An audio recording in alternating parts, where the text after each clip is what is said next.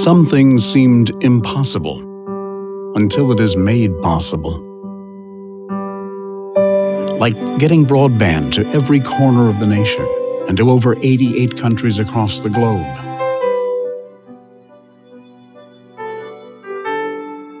Lifting the burden of single mothers by simplifying the way they receive financial aid.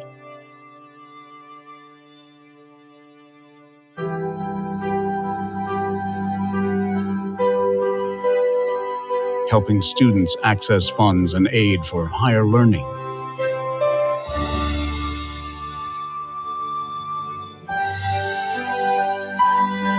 Taking small businesses online in just 5 days during a pandemic.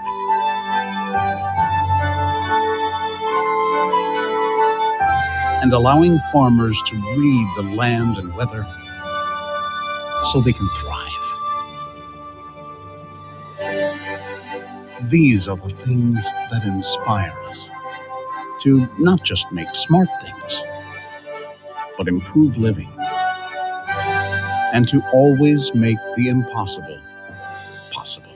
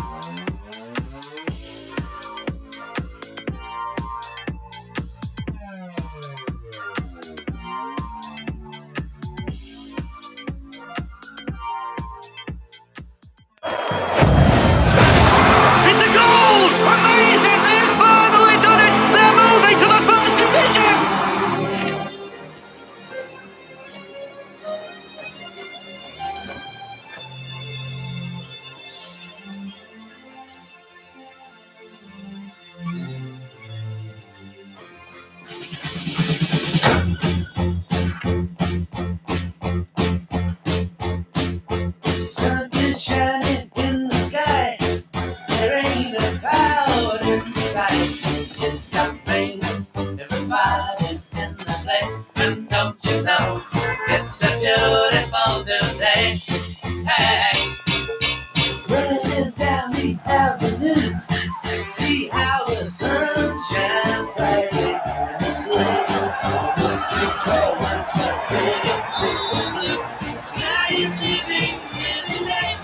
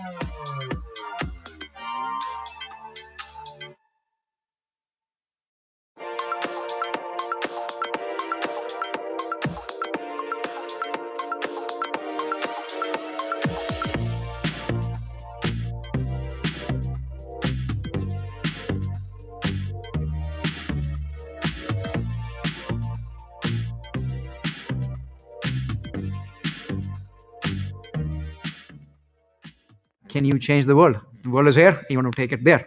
but it starts with a vision, right? It starts with an idea, starts with what this new world ought to look like. So, what does it take to change the world and redefine data management? Well, it's pretty simple. First, start with a team of 30 before growing to more than 1,200 of the most talented people from every corner of the globe. Engineers, sales, support, and more from India to San Jose, Toronto to RTP, Cork to Japan. Then, completely disrupt a $60 billion industry by innovating. Again, again, and again. Next, solve mass data fragmentation. Accelerate business for more than 1,000 of the world's top enterprise companies and turn customers into fans. Then go win tons of awards and develop alliances with global leaders. Cohesity is one of the fastest growing, most exciting companies that we've been a part of. So, how do you redefine data management?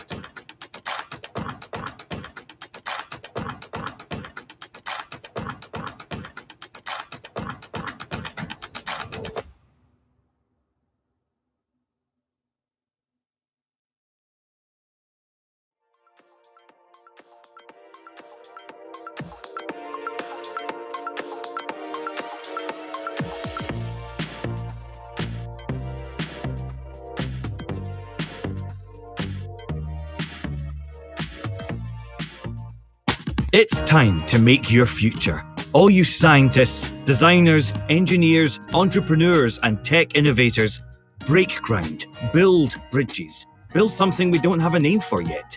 Forget the status quo, forget stereotypes. Go global. Change your environment, change the environment. Maybe just leave the world a better place than you found it. Like we have for nearly 200 years, now it's your turn. Be future made at Heriot-Watt University.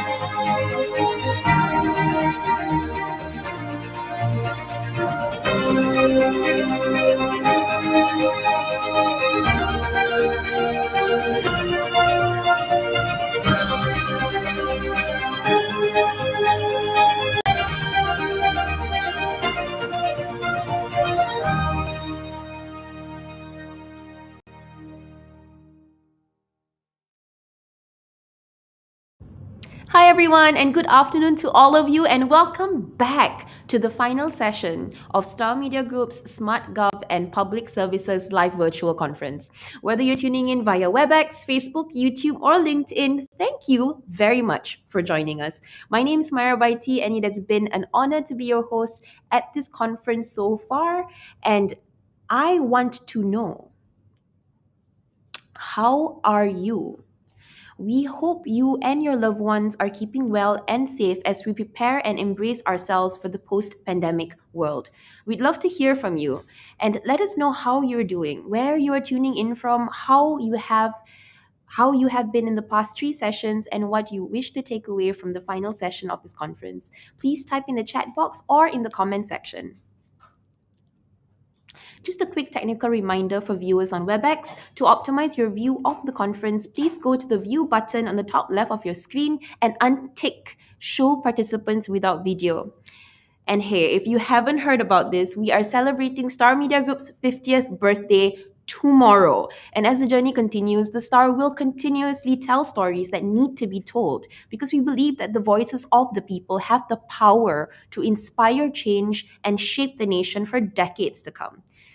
In commemoration of the group's 50th anniversary, we have curated the year-long Digital X Data 2021 Road to Malaysia 5.0 event series, which is dedicated to enabling digitally powered businesses to accelerate growth in the nation's digital economy and to drive innovative change amongst the society in building a human-centered nation powered by disruptive technologies. President Barack Obama once said that technology innovations must make a real difference in people's lives. The United Nations emphasized that digital government transformation should aim at promoting digital inclusion by ensuring that all people, including vulnerable groups, can have access to improve their well-being, and it should put people first and revolve around their needs. With this in mind, this conference is exclusively engineered in our efforts to enable digitally fueled government and public services to accelerate growth in designing Society 5.0. The conference program runs on a journey across 4 different sessions, from building smart cities, driving the nation towards a sustainable future, defending the nation's land, sea, air, and cyberspace, and moving onward with forward-thinking leadership. To realize our vision for this conference, we are very honored and humbled with the participation of 30 subject matter gurus, thought leaders, industry experts, and organizational leaders from over 13 countries who are powering this 2-day program. To learn more about the conference agenda and the speaker profiles, you may scan the QR code on the top left of your screen, or you can go to bit.ly/smartgov2021. All right, guys, I would now like to announce the prize draw winners from this morning session. And yes, you heard it right. For those of you who just joined us, all you need to do is stay with us until the end of the session to find out how you can stand a chance to win any of the 3 amazing prizes at each of the 4 sessions of the event.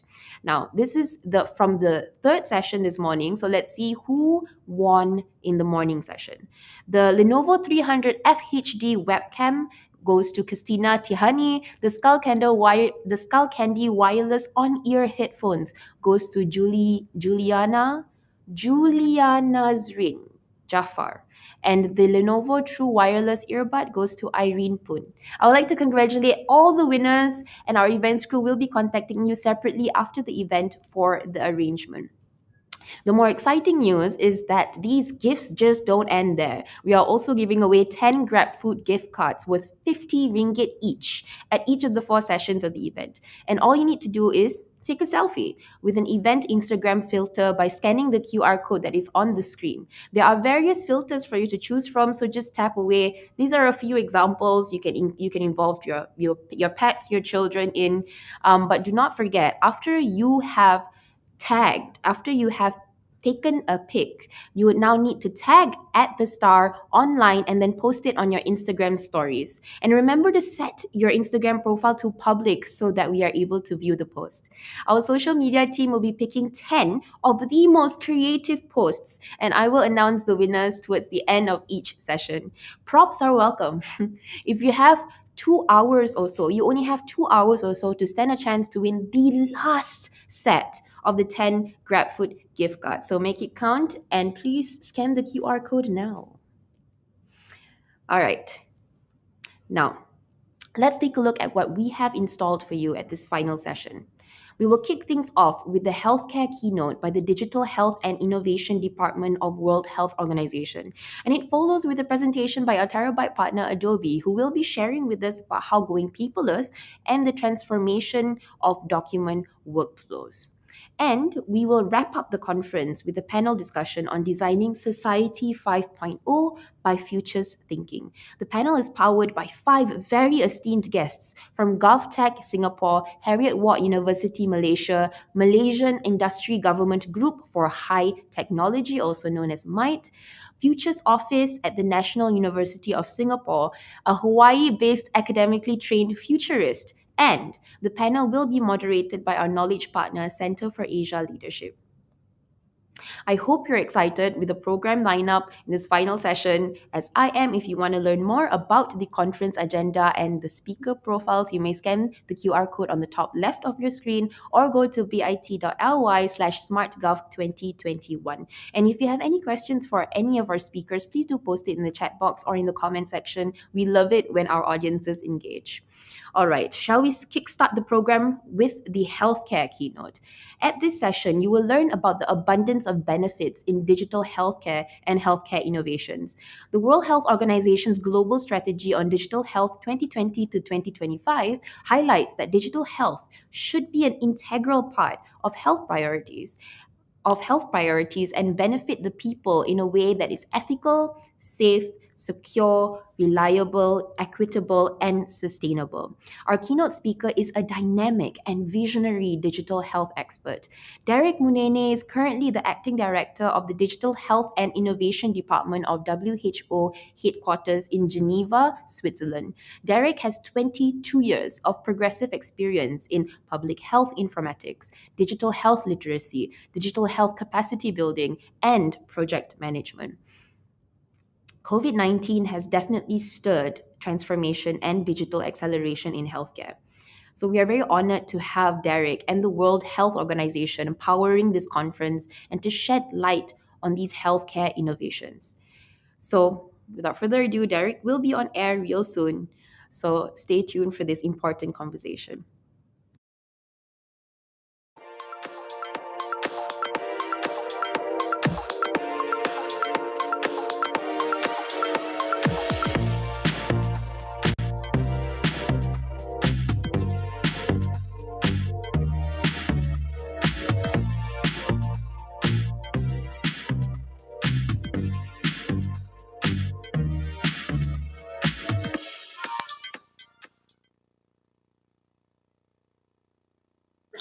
Good afternoon, viewers from wherever you're connecting. I'd like to thank the organizers for this privileged opportunity to speak on the WHO's work on digital health and innovations. My name is Derek Munene. I'm Head of Capacity Building and Collaboration at the World Health Organization based here in Geneva. The discussion point for this session is around people-centered health services enabled by digital health and innovation.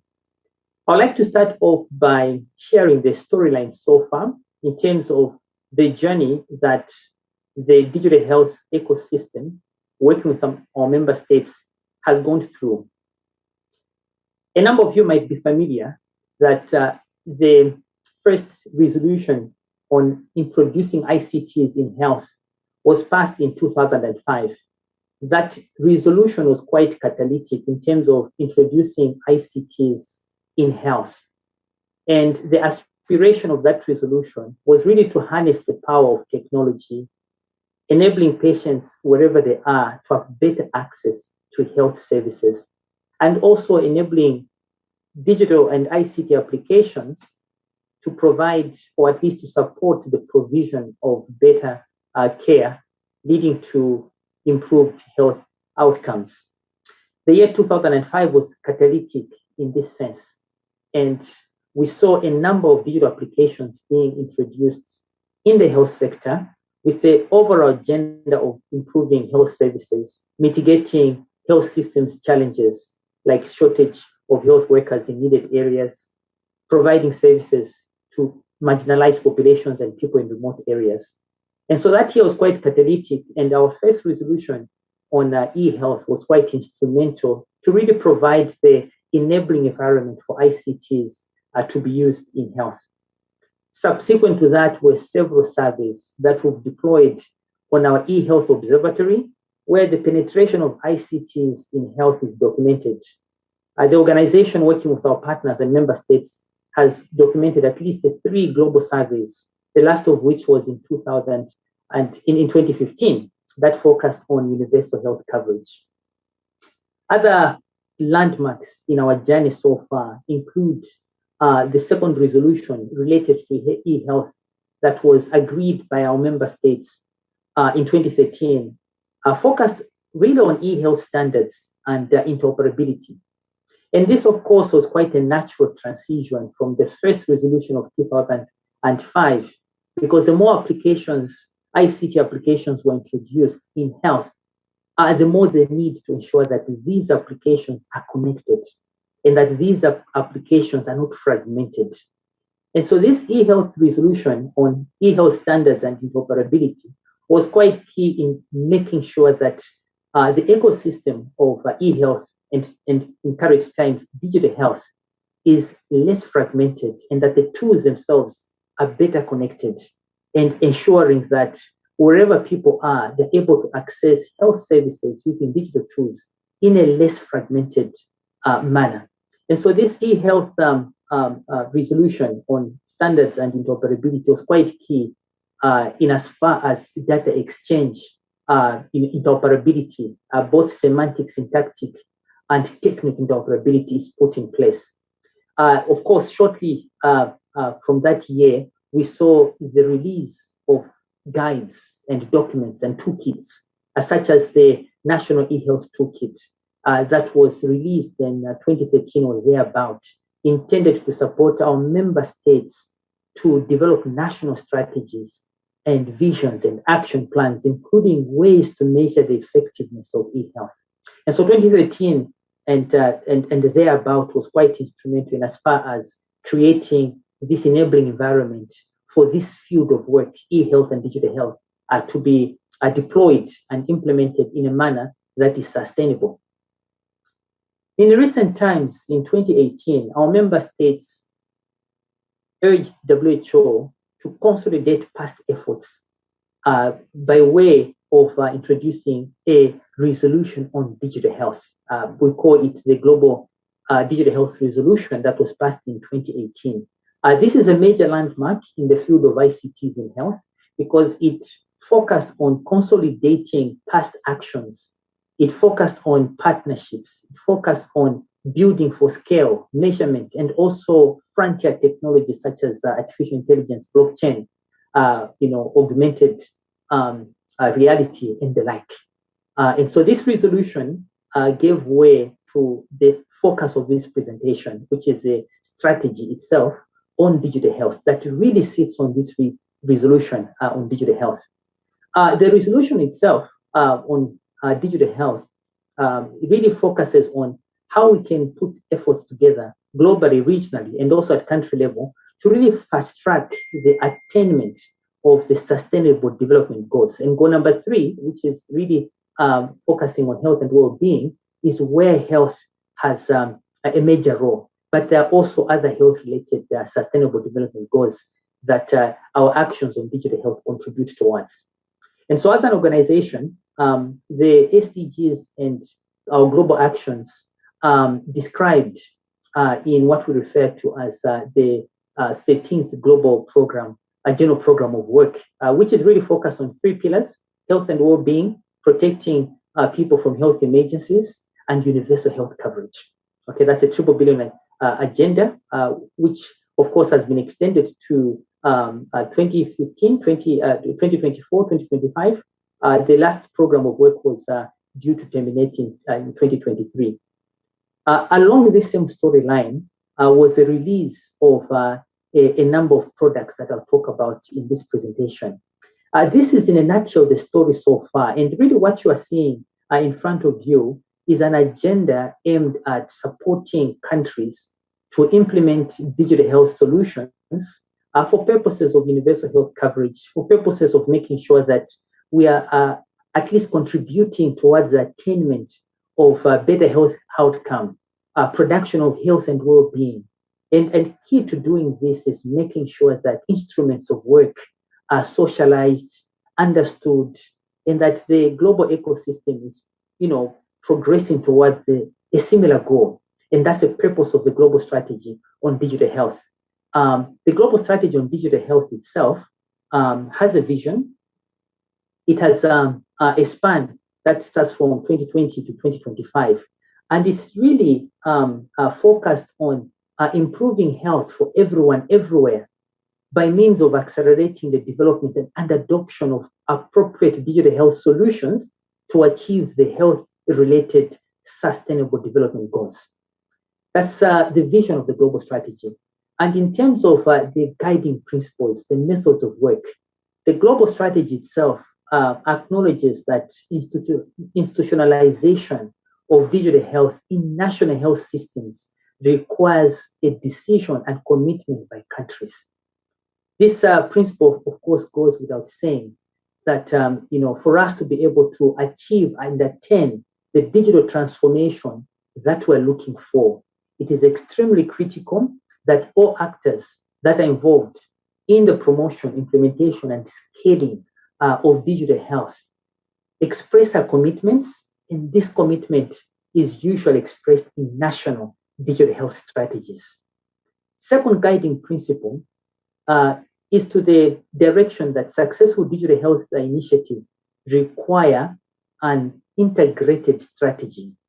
And by this principle, we're really urging all actors to really focus on what countries have decided upon in terms of implementing digital health. And these are the digital health strategies. But also really encouraging the spirit of cooperation, the spirit of supporting digital health activities and implementation using a whole of government approach and using a whole of society approach. Principle number 3 focuses on the promotion of appropriate digital health technologies for health. And by appropriate, we really mean fit for purpose, those technologies that provide added value to the health system. Principle number 4 is really focused on addressing the major impediments faced by the least developed countries that are still on the pathways of unblocking barriers towards the successful implementation of digital health. Based on these principles, the global strategy sits on 4 broad objectives. And these broad objectives really speak to the pillars of success as far as promoting digital health at global, regional, and national level. Objective 1 is really aimed at fostering global collaboration, regional collaboration, national collaboration of all actors and all parties, and making sure that we're implementing this service in a cohesive fashion.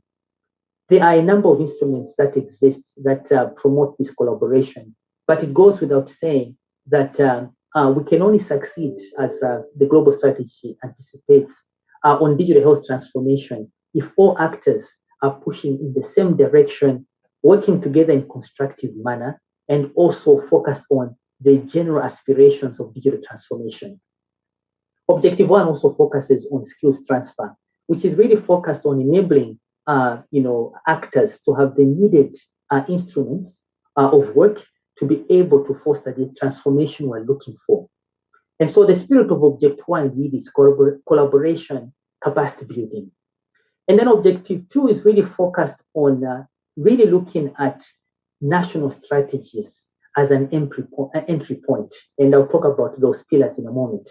And the reason why this is critical is that the expressed needs of countries as far as transformation of digital health or utilization of ICTs in health, those expressed needs are articulated in national strategies. We can only achieve this transformation by making sure that we're promoting the existence of national strategies, their visions and action plans, and really making sure that these national strategies are connected with national health policies, national health strategic plans, and other development agendas that countries might have. Objective number 3 is devoted towards making sure that there is governance of this field of work, digital health, at both global, regional, and also at national level. And this, of course, speaks to ownership over the service. Without governance, scale of digital health solutions is hard to attain. fragmentation exists without governance. There is a term that's been used in the digital health space called pilotitis, which is, of course, a phrase used to describe a situation where lack of governance exhibits itself, a situation where there's no sufficient governance of digital health activities and implementations. And so this objective is aimed at making sure that the national actors, the regional actors, and global actors are empowered in terms of being able to govern digital health implementation and services. Fourth objective is really focused on making sure that we leave no one behind and that we are promoting digital health services with people in mind. And so this is really where the people-centered approach or people centricity comes in, because the digital health services do not exist in a vacuum. At the end of the spectrum are people. And so this objective is really focused on creating this enabling environment where people are able to interact with digital health services based upon their felt needs, and that digital health solutions are built in such a way that they meet people's health needs. And so when you look at these objectives, the four objectives, they really carry the spirit of digital transformation across global levels, regional and country levels. And the spirit of this objective is to really ensure that the universal health coverage agenda that we are all pursuing towards is attained by the support and acceleration of digital health techniques, methods, and modalities. Now, the global strategies objectives are split, of course, by periods in terms of short terms, medium term, and long term. And so what we're focusing on as an organization is to really identify those actions that actors working in this ecosystem need to carry forward for the short term, medium term, and long term. For example, with regards to objective 1, which is really focused, as I mentioned, on global collaboration in digital health, regional and national collaboration, and also knowledge transfer, some of the short-term and medium-term and long-term objectives include strengthening existing networks and partnerships that exist in terms of supporting digital health and promoting capacity building, both targeting producers of digital health solutions so that they're able to produce standards-based digital solutions, and also promoting the capacity building agenda for the users of the digital health solutions, making sure that the health workers and practitioners are able to use the digital health solutions. So for the short term, our agenda is really to ensure that we're able to attain that state. And for the medium term, of course, really putting in place policy dialogues and digital health research agendas that are aimed at reviewing what works and what we can actually proceed in terms of amplifications, in terms of scaling, in terms of promotion. And the long term, of course, is really actions around knowledge management and also creating repositories for digital health, similar to what we saw in the old e-health days, where we had an e-health observatory that still exists, that hosts knowledge around the state of e-health and the state of digital health. And so that long-term agenda is really key towards making sure that we have ways to create a home where all assets that have to do with digital health are kept. A second objective, which I needed to really focus on advancing national strategies, has a number of pillars, a number of milestones for the short term, medium term, and long term. And so for the short term, once again, this objective aims to at least attain such milestones as supporting scaling of digital health implementations, of course, based on national strategy description, and also prioritization of those investments that work and assessing the impact. And for the medium term, we're really focused on such milestones as being able to ensure that the digital health norms and standards are promoted, sustained, and understood by all actors, and that architectural blueprints are established for the sustenance of digital health tools and services. And for the long term, of course, this objective is around trust building. It's around building digital platforms to assess the digital health solutions for effectiveness. The third objective that's around governance, as described in the previous slides, has a number of actions for the short, medium, long term, a number of milestones, which include the ability to build a dynamic digital health maturity model. And the maturity model is really intended to measure the penetration at national level of digital health. It really answers the question, what indicators are being progressed at national level, and how are those indicators measured? Okay, this maturity model is quite critical to enable member states really in measuring the progress of the work. And of course, evidence-based technical documentation in terms of what works and what lessons can we learn from. For the medium term, we're really focused on such milestones as supporting regulatory frameworks and making sure that country-level governance structures are strengthened. And for the long term, making sure that policy actions in the digital health ecosystems are in place and carried out, and that knowledge transfer for decision makers is actually sustained and executed, and that regulatory frameworks for artificial intelligence and other frontier technologies are in place. The last objective that focuses on people centricity has the following short, medium, and long-term objectives. Short-term, such milestones are envisaged in terms of really getting minimum standards for the performance of electronic health records in place and ethical frameworks for digital health, including regulations around data security and governance. For the medium term, topics or milestones around promoting digital health interventions that are people-centered, and also health data interoperability arrangements. And for the long term, the idea of a personalized medicine put in place, and of course, research agenda sustained. And this is one of the objectives that is key for us to really achieve, or rather fast track, universal health coverage and people-centered health services. Now, there are a number of instruments that we're promoting that a number of actors have contributed towards developing. And these toolkits are really staged to support member states, global actors in the road towards supporting the digital transformation that we're looking for. We released recently a number of products, such as what you see on the left side of your screen, the Digital Implementation Investment Guide, which is a methodology of revamping an existing national e-health program or digital health program, or indeed introducing a new digital health program. This is one of the guides that we released late last year that is intended to support the implementation of the global strategy and national strategies. Related to this handbook is a handbook that you don't see on the screen called the Digital Health Platform Handbook, which is an architectural guide. It's actually on the screen, by the way. It's towards the center of the screen.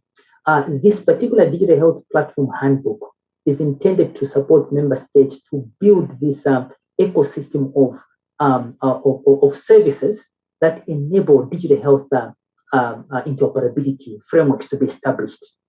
Some of the guides that have existed in the past include the National eHealth Toolkit, as I alluded to, released in 2013, that promises foundational elements and pillars for countries to put in place to be able to fast track the attainment of national digital health or e-health visions. So a number of these guides are there to help member states in the promotion and implementation of digital health services. I just want to reflect briefly on the 2013 toolkit that was on the previous slide, which has really been quite transformational, was relevant in the e-health days from 2005 to the introduction of the digital health resolution in 2018. This toolkit is still relevant today. The toolkit has provided 7 pillars that serve as the building blocks of supporting a national e-health vision. It articulates actions to take to build national leadership and governance for an e-health strategy. And this is where the global strategy connects with the toolkit as well, because this first pillar on leadership and governance is really focused on making sure that national actors are in the driving seat, are coordinating and managing the national implementation of digital health services. The strategy and governance pillar is really focused on making sure that needed investments are articulated, and normally this would be articulated in a national investment plan for digital health and e-health services. The services and applications pillar is really focused on creating a portfolio of digital health applications that meet the needs of the national digital health vision. And as an organization, we supported countries to be able to host this portfolio of applications in what we call a digital health repository. It's called the Digital Health Atlas. Next to that, of course, is the topic around the pillar that has to do with standards and interoperability. This is quite key, especially in this age where we have several different solutions that come to the market or are produced by actors in countries. The key issue that the pillar addresses is making sure that semantic standards, syntactic standards, and technical standards for interoperability are put in place. And once again, this is one of the areas of the global strategy that I just described. Infrastructure in terms of creating an enabling environment where connectivity is in place is one of the pillars that the toolkit describes as an enabling environment for the national digital health strategy. This is quite key, especially in these days where we see more and more digital solutions requiring connectivity of some sort. This is where partnership is key with telecommunications providers, for example, supporting the ministries of health to ensure that the digital solutions themselves exist in a connected environment. Now, legislation, policy, and compliance is a key pillar because this is where regulations show up to ensure that the digital health programs do not exist without a regulatory environment. And so regulations are quite key for us to be able to ensure that the service of digital health is not without regulations. And this ensures protection of data, for example, making sure that patient rights are sustained, and etc. Then lastly, but by all means not the least, is the people themselves, the people that are charged with supporting the digital health transformation, making sure that there's an adequate health workforce that is able to use the digital health services. That pillar is quite critical, and I'll speak to that pillar in a moment. And so with these pillars, we see that the countries themselves are well enabled in terms of advancing the digital health agenda. But people themselves are quite critical.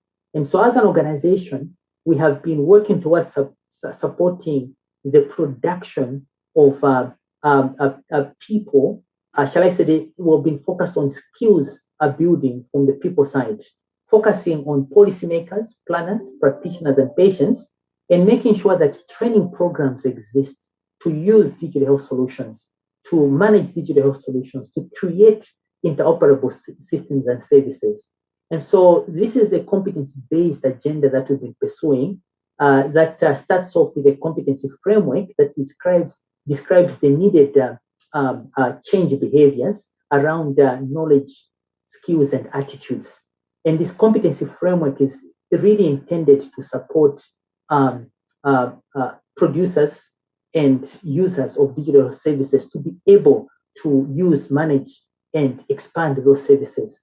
And so our competency framework is really governed around these 4 Ps and is really intended to support the production of courses that are competency-based.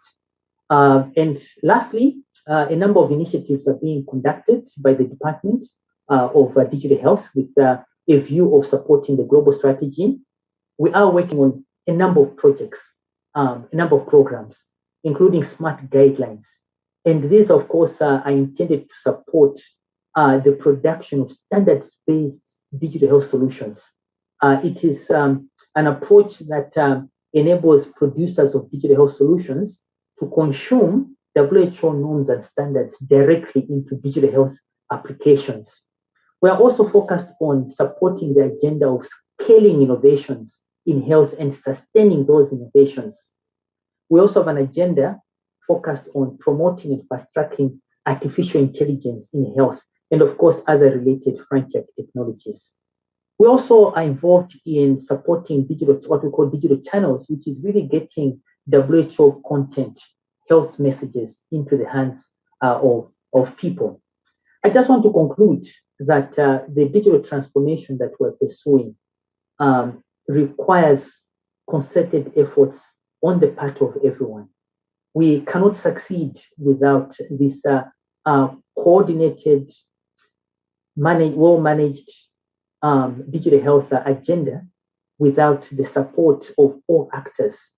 And we cannot succeed without ensuring that our member states are in the driving seat.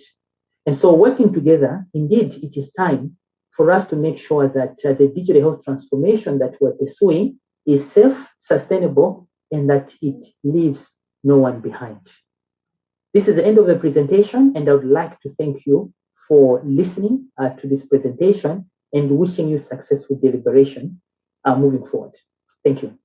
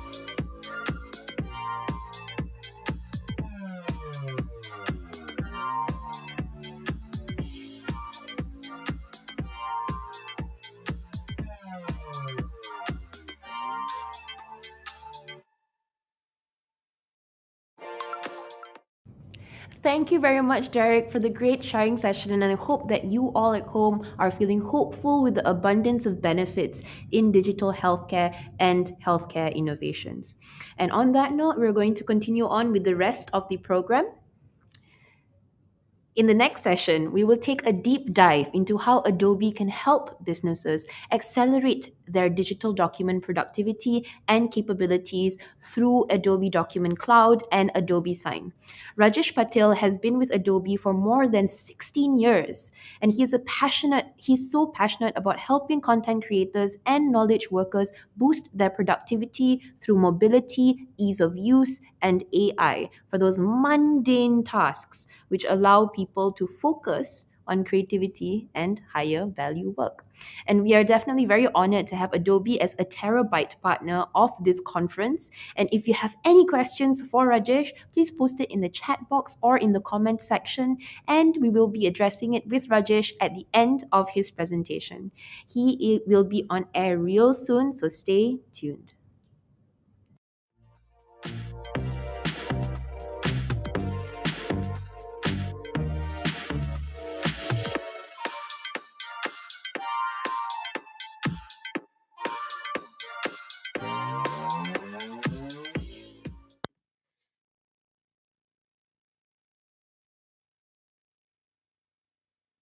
Hello, good afternoon, everyone. And thank you so much for joining us today. My name is Rajesh Patil, and I head the territory and channel sales for Adobe Southeast Asia. And today we are going to take a look at going paperless and transforming your document workflows. With the situation at hand, with work from anywhere being the new normal, if I'm sitting in a cafe or a place somewhere else than my office, how can I very easily, in a compliant way, in a secured way, start working with my documents, start sharing my documents, and still be very peaceful at heart that this is the right way to do it? So let's take a look at that. So changing the world through digital experiences. This has been Adobe's mission since the time of our founding. From the moment you wake up till the time you go to bed, the games you play, the newspapers you read, the shopping sites you visit, or even the media you consume, chances are that every one of that experience is touched by an Adobe technology. Experiences have been at the core of Adobe's business, and we help to from through our products to make sure that every person can, whether they are working, whether they are playing, whether they are doing business, to create the best experience that they can get through their everyday jobs. Driving digital business agility, this is the key area for Adobe, the main focus in terms of how our products and services bring and drive business agility for you and your customers. Starting with the Experience Cloud, we're helping people drive their campaigns, their advertising, their analytics, or even what's happening on their digital properties in real time and give them insights for real time actions. When we're looking at Adobe Creative Cloud, the Creative Cloud helps democratize creativity. Anybody who carries a screen, any kind of screen, is allowed to create beautiful content on their palm or on their laptops the way they would love it. And last but not the least is Adobe Document Cloud, where documents are the backbone of every organization. And Adobe Document Cloud helps you digitize not just the last mile, but digitize the through and through process, right from content creation or document creation, document management, security, compliance, all the way to electronic signatures. We are going to do a deep dive today on Document Cloud and how Document Cloud will help you transform your business today. So as I mentioned, documents definitely are a lifeblood of any organization. With 2.5 trillion documents, and that too PDFs worldwide, it is very, very important for us to understand that Adobe Document Cloud leverages the power of Adobe Acrobat on your desktop, electronic signatures as a SaaS model or a software as a service, along with document services. These integrate very well with the kind of ecosystem that you have. May it be your HR system, may it be your procurement system, or even your legal and finances system, to give you your internal customers, which are your employees, or your external customers, the best value and the best experience so that they are engaged and come back to your website, to your brand, and to your organization. We obviously understand that aspects of business definitely changed. In the last 18 odd months, we have seen a lot of things going from work in the office or paper-based to digital first. We are also seeing hybrid workplaces, as I mentioned earlier. It is not necessarily just from the office, but you are working probably from anywhere. And definitely experiences matter.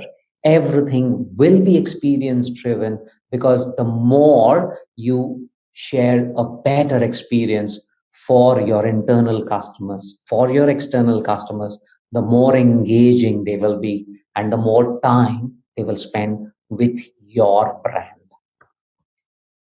We are obviously coming across a few pain points as well. Obviously, paper documents and processes are definitely driving lesser and lesser collaboration, but also increasing costs on the other side. Repeated manual tasks will always slower your impact or your business process. These things not only just impact on the productivity features, but also kind of pull you down on the sustainability side as well, which is really important from a brand value perspective. So paper-based processes, not only manual, but also low with collaboration and adding to your cost. And there is obviously that entire process of getting storage systems, storing that, managing it, and also retrieving data at the right time, at the right place when needed. And those are definitely some of the pain points that everybody, our customers, every one of our customers probably are facing. Intellectual property loss is also one of the things that comes along with your paper processes or manual processes. PDFs are the number one business file format. So last year, more than 250 billion PDFs were opened in Adobe products, and 40% of all documents received in Outlook were PDFs. What this means is your employees are engaging in a PDF every time. It is an imperative then that they work with the best PDF tool available so that when they make this happen, when they work on it the first time, the app gives them or delivers what is required the first time itself. And these are not just activities from just one particular set of employees. We are looking at employees across the board utilizing PDF, utilizing Acrobat. Why that is important? That is important because we will then have more compliance, more security. When one person shares a document, there is a policy that every document going out of your firewall is shared in the right way, is shared with the right purpose. It obviously needs to be increasing efficiency. So integration with what systems you have, what basic systems you work with every day, how is that integrated? And lastly, mobile is one of the key areas. How can I work in a seamless manner, even if at all I'm not working with my laptop or I am not at a particular place that I need to be? So that's something that serves, and everybody enjoys that particular freedom when they're working with Acrobat. To give you an example, let's say a sales process. Now in a sales process, I have a proposal ready. It is in PDF, but hey, you know what? There are certain things I needed to change. I can very easily take a PDF document, bring it back into Word and repurpose and reuse that same document rather than creating it from scratch. It is combining those proposals with something like a PowerPoint slide for a marketing slide or an Excel sheet talking about ROI, or even a JPEG file. I can create, combine them all together and create a single seamless PDF that can be enjoyed by the person who receives it in a free Adobe reader without them having to log in, without them having to have the exact same version of Microsoft or any other formats that you would use, because PDF would be a standard and doesn't mean that there has to be a version for it. There is obviously live reviews one can do with Microsoft Teams. If that is something that you need to consider, you need to work with certain things on the go, but at the same time collaborating with your colleagues or with external parties. That's something that is possible as well, increasing your efficiency.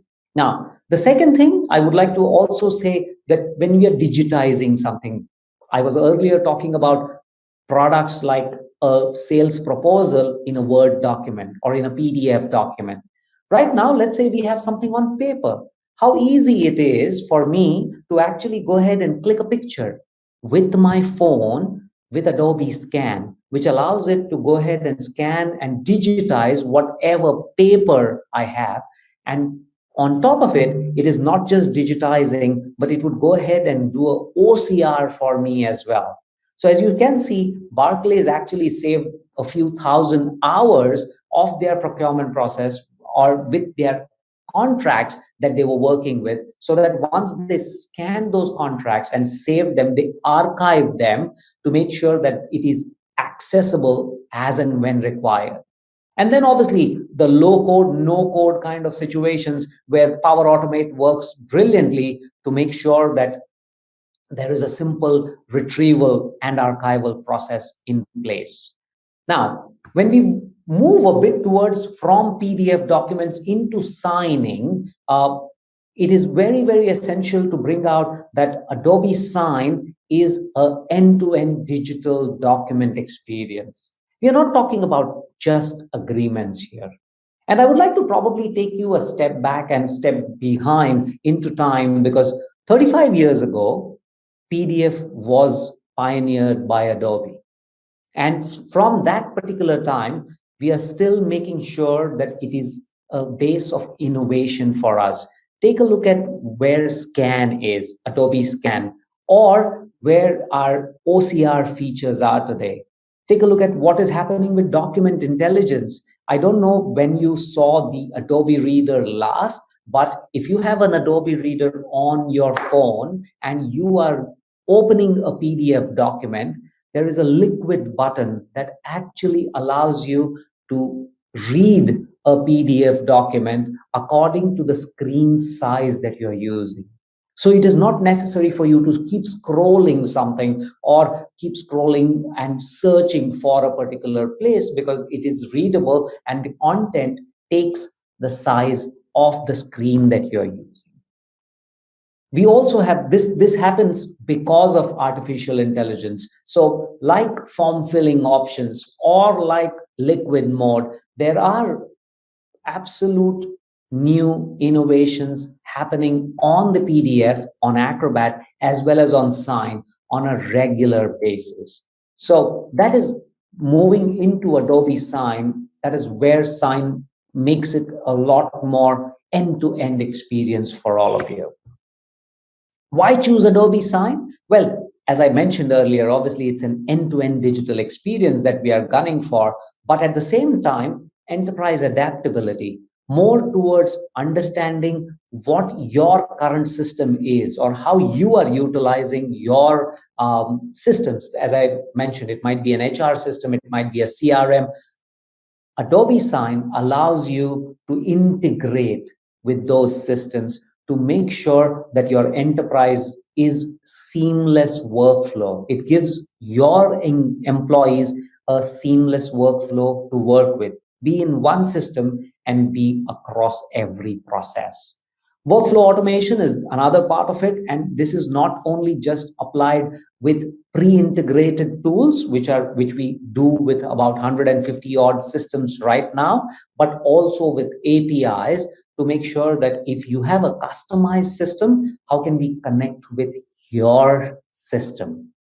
Superior value, and this is one of the things that comes across vastly, because our licensing on Adobe Sign is integrated and transparent. There is no extra cost or hidden cost for support. There's no hidden cost for APIs. Those kind of things are not something that Adobe does. And that is the reason we are a trusted enterprise partner. We work so closely with majority of the systems that you use on a day-to-day basis to make sure that you have the best experience, which is also secure and scalable and on a compliant platform. So I'm very happy to share that majority of the top 100 Fortune companies are using Adobe Sign. When we're looking at workflow automation and intelligence, this is exactly where AI works. So I did mention before that there is a liquid mode for signing so that you are on the right screen, on the right text always, rather than scrolling around. And that is thanks to Adobe Sensei, which is our artificial intelligence, which works behind all our products. We also have signature field recognition. So, and I will show this to you in the brief demo later to understand which are your signature fields or which are your text fields that need to be populated. And obviously we do have live signing. So let me come to that in a second as well, to do this with Teams live. When we're looking at seamless experiences and utilizing electronic signatures, we are seeing that there is about 1.5 hours saved per signature transaction when people use electronic signatures. There's obviously a lot of ROI, and that is something that is with proof when it comes to storage capacities, or when it comes to paper, when it comes to printing costs, when it comes to managing that particular storage and retrieving the document. There is a proven ROI according to a Forrester study of about 420% for the returns on your investment for Adobe Sign. And lastly, 28 times faster time to business. So transforming your workflows into a seamless experience and have the last mile digitized, which is generally everything is system oriented, but the last piece is where you need to print, you need to scan something, you need to use pen and paper to sign something, scan it, and then send it across. That is the process that is actually the last mile. So starting with digital and ending also with digital, that is what the seamless workflow would drive that 28 times faster business and productivity. We do this with many partners, but Microsoft is one of our key partners, and we are Microsoft's only preferred e-signature solution. I mention Microsoft a lot because most of our customers are on Office 365 and utilize Microsoft systems on a day-to-day basis for their daily jobs.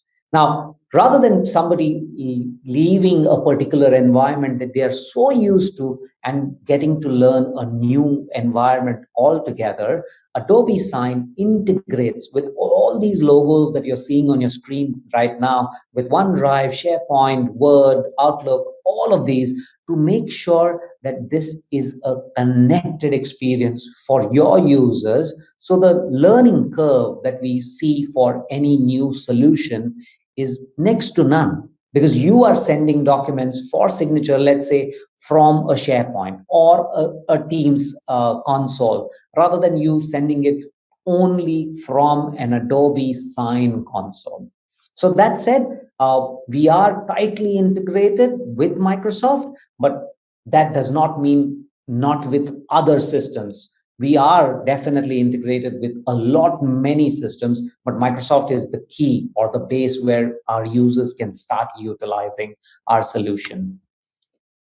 I was mentioning Live Sign, and this is one of the key ones, because when I am sending something for signature, my first note is, how do I know you are the right person, or you are sitting on the other side on that email and signing that document for me?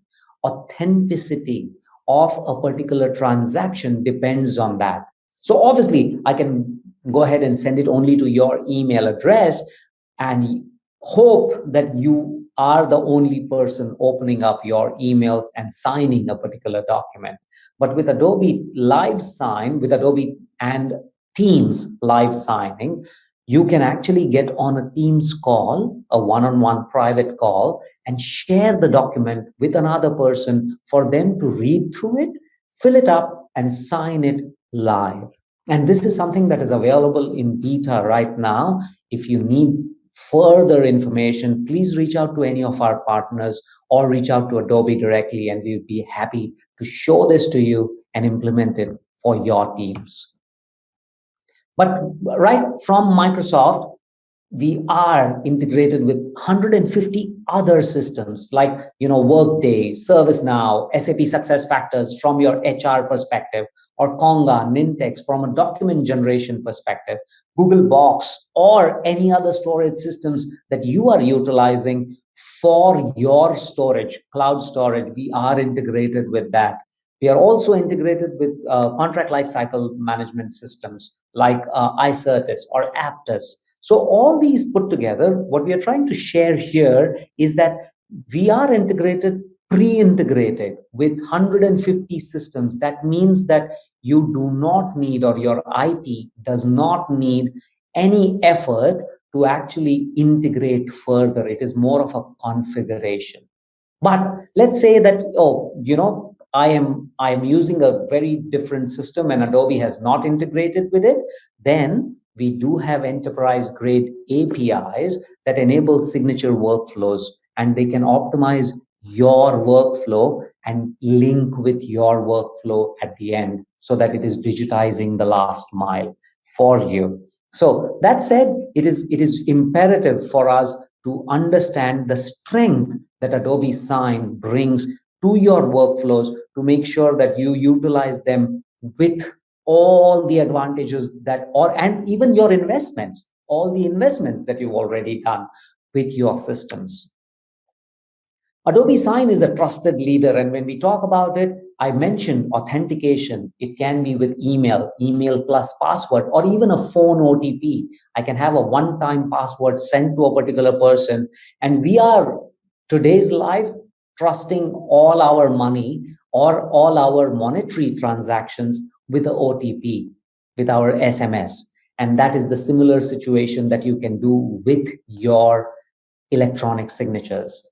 That said, this is not something that we speak about ourselves, but Adobe is compliant to all these standards that you see, the industry leading compliance standards. So right from ISO 27000 or PCI DSS, which is the credit card standard, or Safe Biopharma, all the way to GDPR, which talks a lot about private data protection. And that is the key or a gold standard in private data protection. And we are compliant with that. This is not just certified by Adobe. This is certified by external auditors who go through our systems to understand what is the strength of our systems and how well do we manage our customer as well as their data and their signatures. We are also a trusted enterprise partner, and this is one of the things that I would like to reiterate.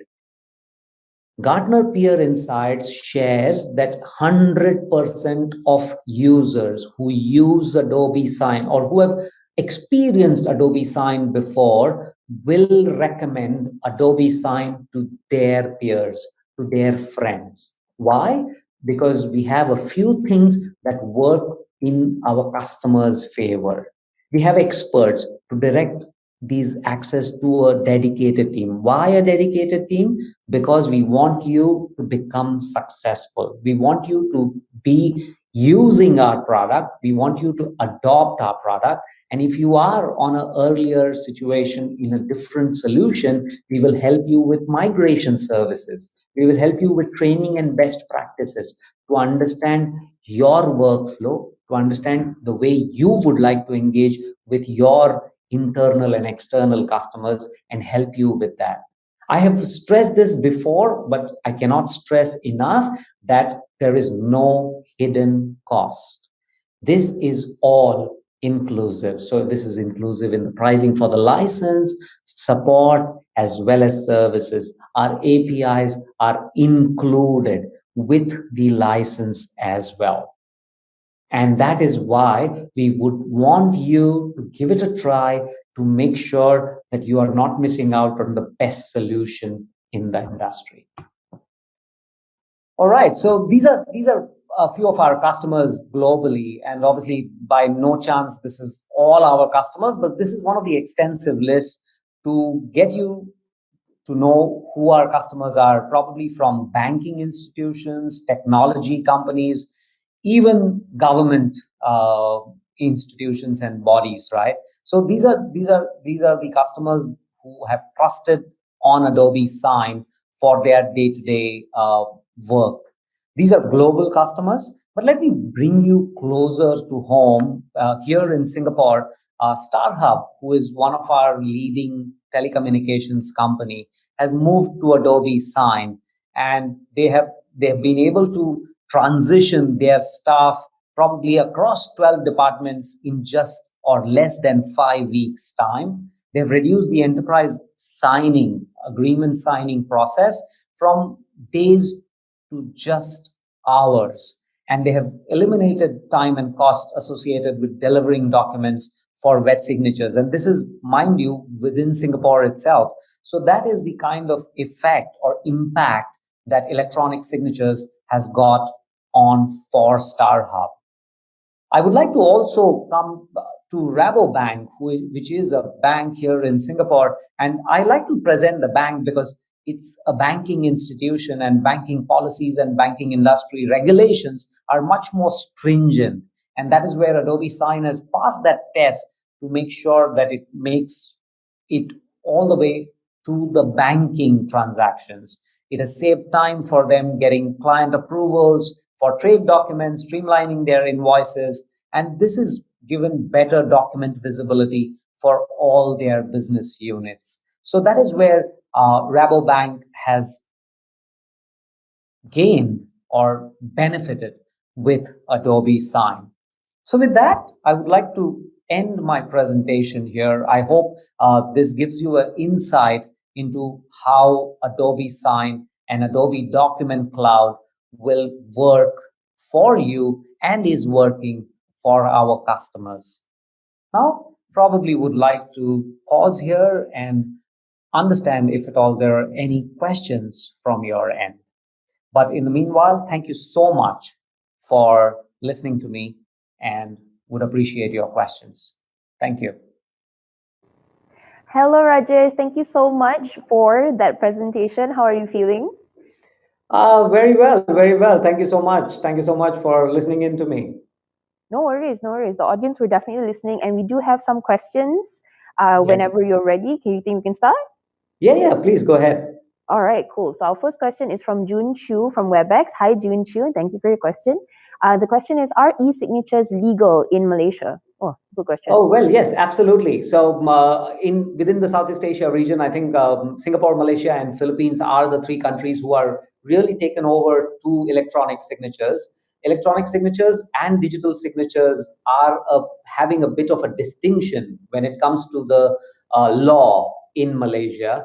But as long as they adhere to the electronic signatures requirements, they are treated as much as the wet signature. So they're completely legal, except for probably a few things like if I'm making a will or something like that. In those cases, they are not considered. But otherwise, from an e-commerce perspective, from a commercial perspective, treated as good as a wet signature.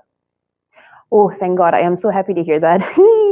This is one thing that's going to make things easier. Thank you so much for the answer, and thank you so much for the question, June. We have another question from Sharbaini from WebEx. Hi, Sharbaini, and thank you for your question. The question is, when working with digital documents, we may come across the issue of confidentiality of the document, such as the signature and the copywriting. Do you have any suggestions, Rajesh, when on how to, when you encounter this problem, what can you do? Sure. So I think the question is regarding to how we are utilizing this on Adobe Sign. And let me give you an example that, the data on cloud, when we are using AWS as well as Azure, is dual protected. It is data at rest as well as in motion is protected in a way that none of your confidential information is leaked in any side. This is not just Adobe saying it. Our auditors trust us and give us the standards that we follow, and that is where we are confident to make sure that your data is protected. As long as signatures go, when we talk of electronic signatures, even if you draw a flower, it is considered to be a signature from your side, because it is the audit report that counts the most. It is not what your signature looks like. So I'm happy to share that banks are one of our bigger customers today, and they are the strictest, the stringest policies that you have to adhere to. So yes, security and compliance are key for us.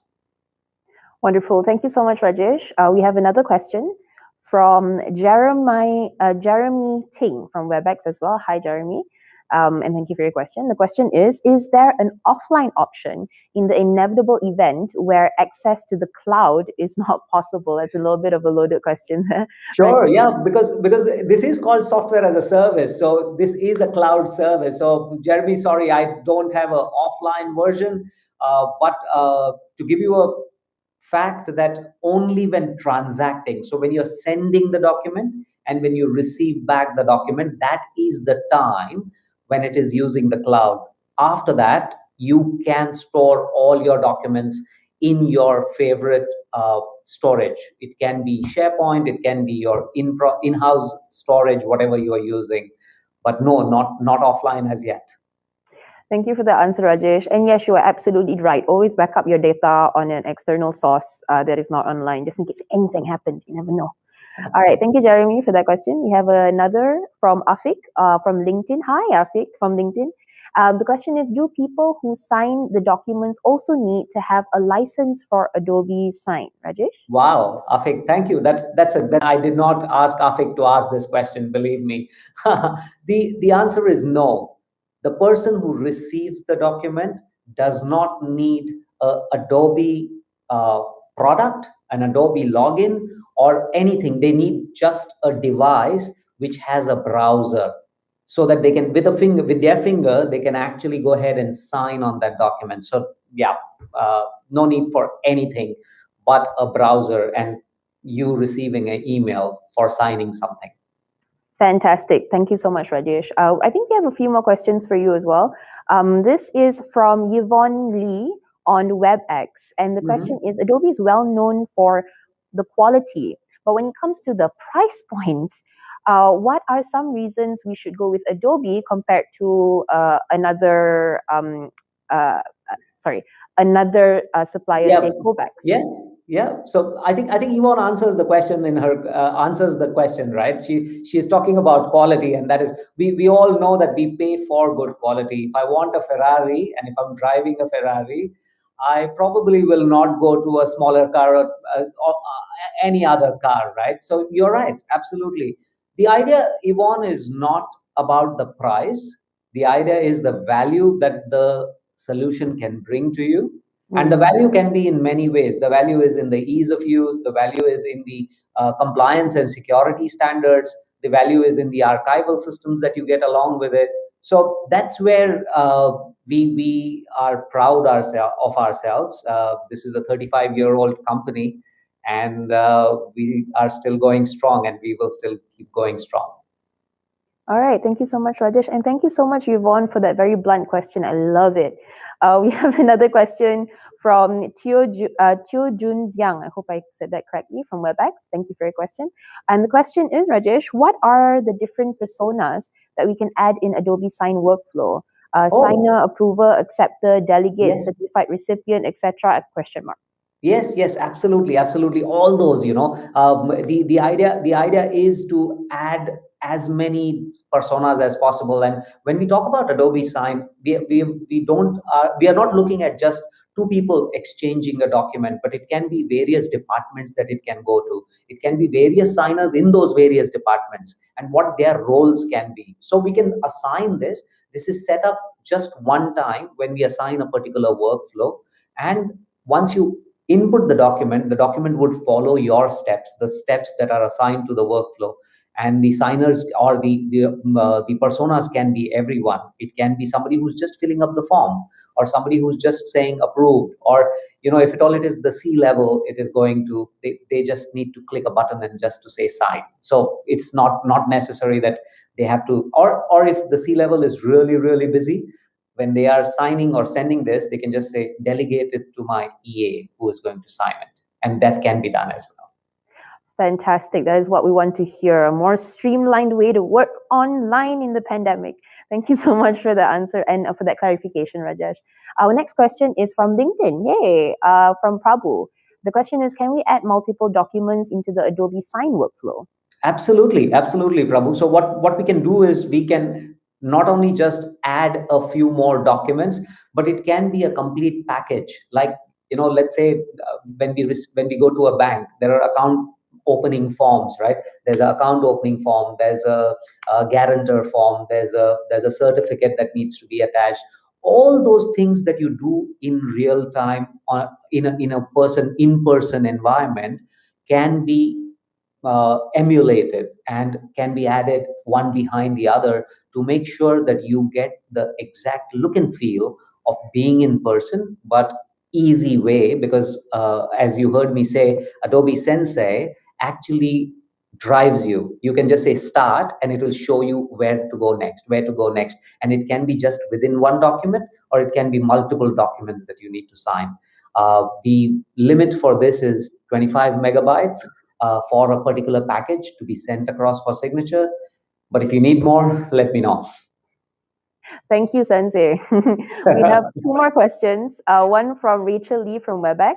And the question is, can we set a one-time secure password as an additional authentication for the signers? I would like to know the answer to this too, Rajesh. Yes, absolutely. So there are a couple of things that you can share, you can do here. One is you can make it a one-time password, so a OTP. So as soon as somebody sends the document to sign, let's say it's coming to me, they can send me a OTP on my phone number. So it comes in. Until and unless I take the OTP and put input inside that particular document, I will not be able to open the document or even to see it, right? So that's an additional way to look at it. I can have a password the same way we add passwords to our PDFs. It can be a password for opening a particular document as well. So email, that is the first level of authentication. Second is I can add a password. Third is I can add a OTP, a one-time password. And the latest one that you just heard me say on the presentation as well, I can be on a Teams call like this, on a video. You can be on the other side. I can send you the document. You can read the document with me. And I know you are the person who is going to sign. So you can sign in front of me. And that gives me the peace of mind that, oh, that was the right person who signed the document. Wonderful. I wished my house agent did the same thing. That would have been easier, especially during the pandemic. Thank you so much. We have one last question. Sure. And this is from Rachel. Oh, sorry. This is from KL. Okay. Hi, KL. KL's from WebEx. Okay, so the question is, hi, Mr. Patel. Whilst the Adobe subscription rate is reasonable for corporations, but it is not so affordable for the academia. Are there any special packages for educational professionals, Rajesh? Yes. So from an education perspective, we have always been treating them separately or treating them well, I would say. Most of our licenses across our Creative Cloud and Document Cloud are 75% discount for our education professionals and our education institutions. When it comes to Sign, you definitely can reach out to your channel partner or to our sales person to understand more. I can assure you that you will get a better pricing. All right, thank you so much, Rajesh. And I'm so happy to hear that with all of the challenges that we have to go through, education has gone through during the pandemic, it's nice to know that there are some discounts coming. All right, so we have to go, unfortunately. We do have a few more questions, but time is short. But would you like to say any last words before you go? So first of all, obviously, if there are more questions, send them over, and we'll make sure that we answer them, because we don't want them to be hanging. I would also like to again thank everybody to listening to me. I feel this is the time when everybody is looking to go paperless and wanting to understand how we can collaborate, how can we deal with these situations, because whatever we think about the pandemic, I can share with you that this has been a catalyst for people making decisions on their digital transformation. The transformations that they were looking at making it into probably 4 or 5 years later, people are thinking about doing those transformations in a year's time today, and which is a good thing. Because it is then gives us the flexibility to work from anywhere. So yes, not just the pandemic, probably moving forward as well. Yes, thank you so much, Rajesh. And that is why we are here. So thank you for being here so much. And then I hope to see you again. Thank you. Thanks a lot. All the best. Bye.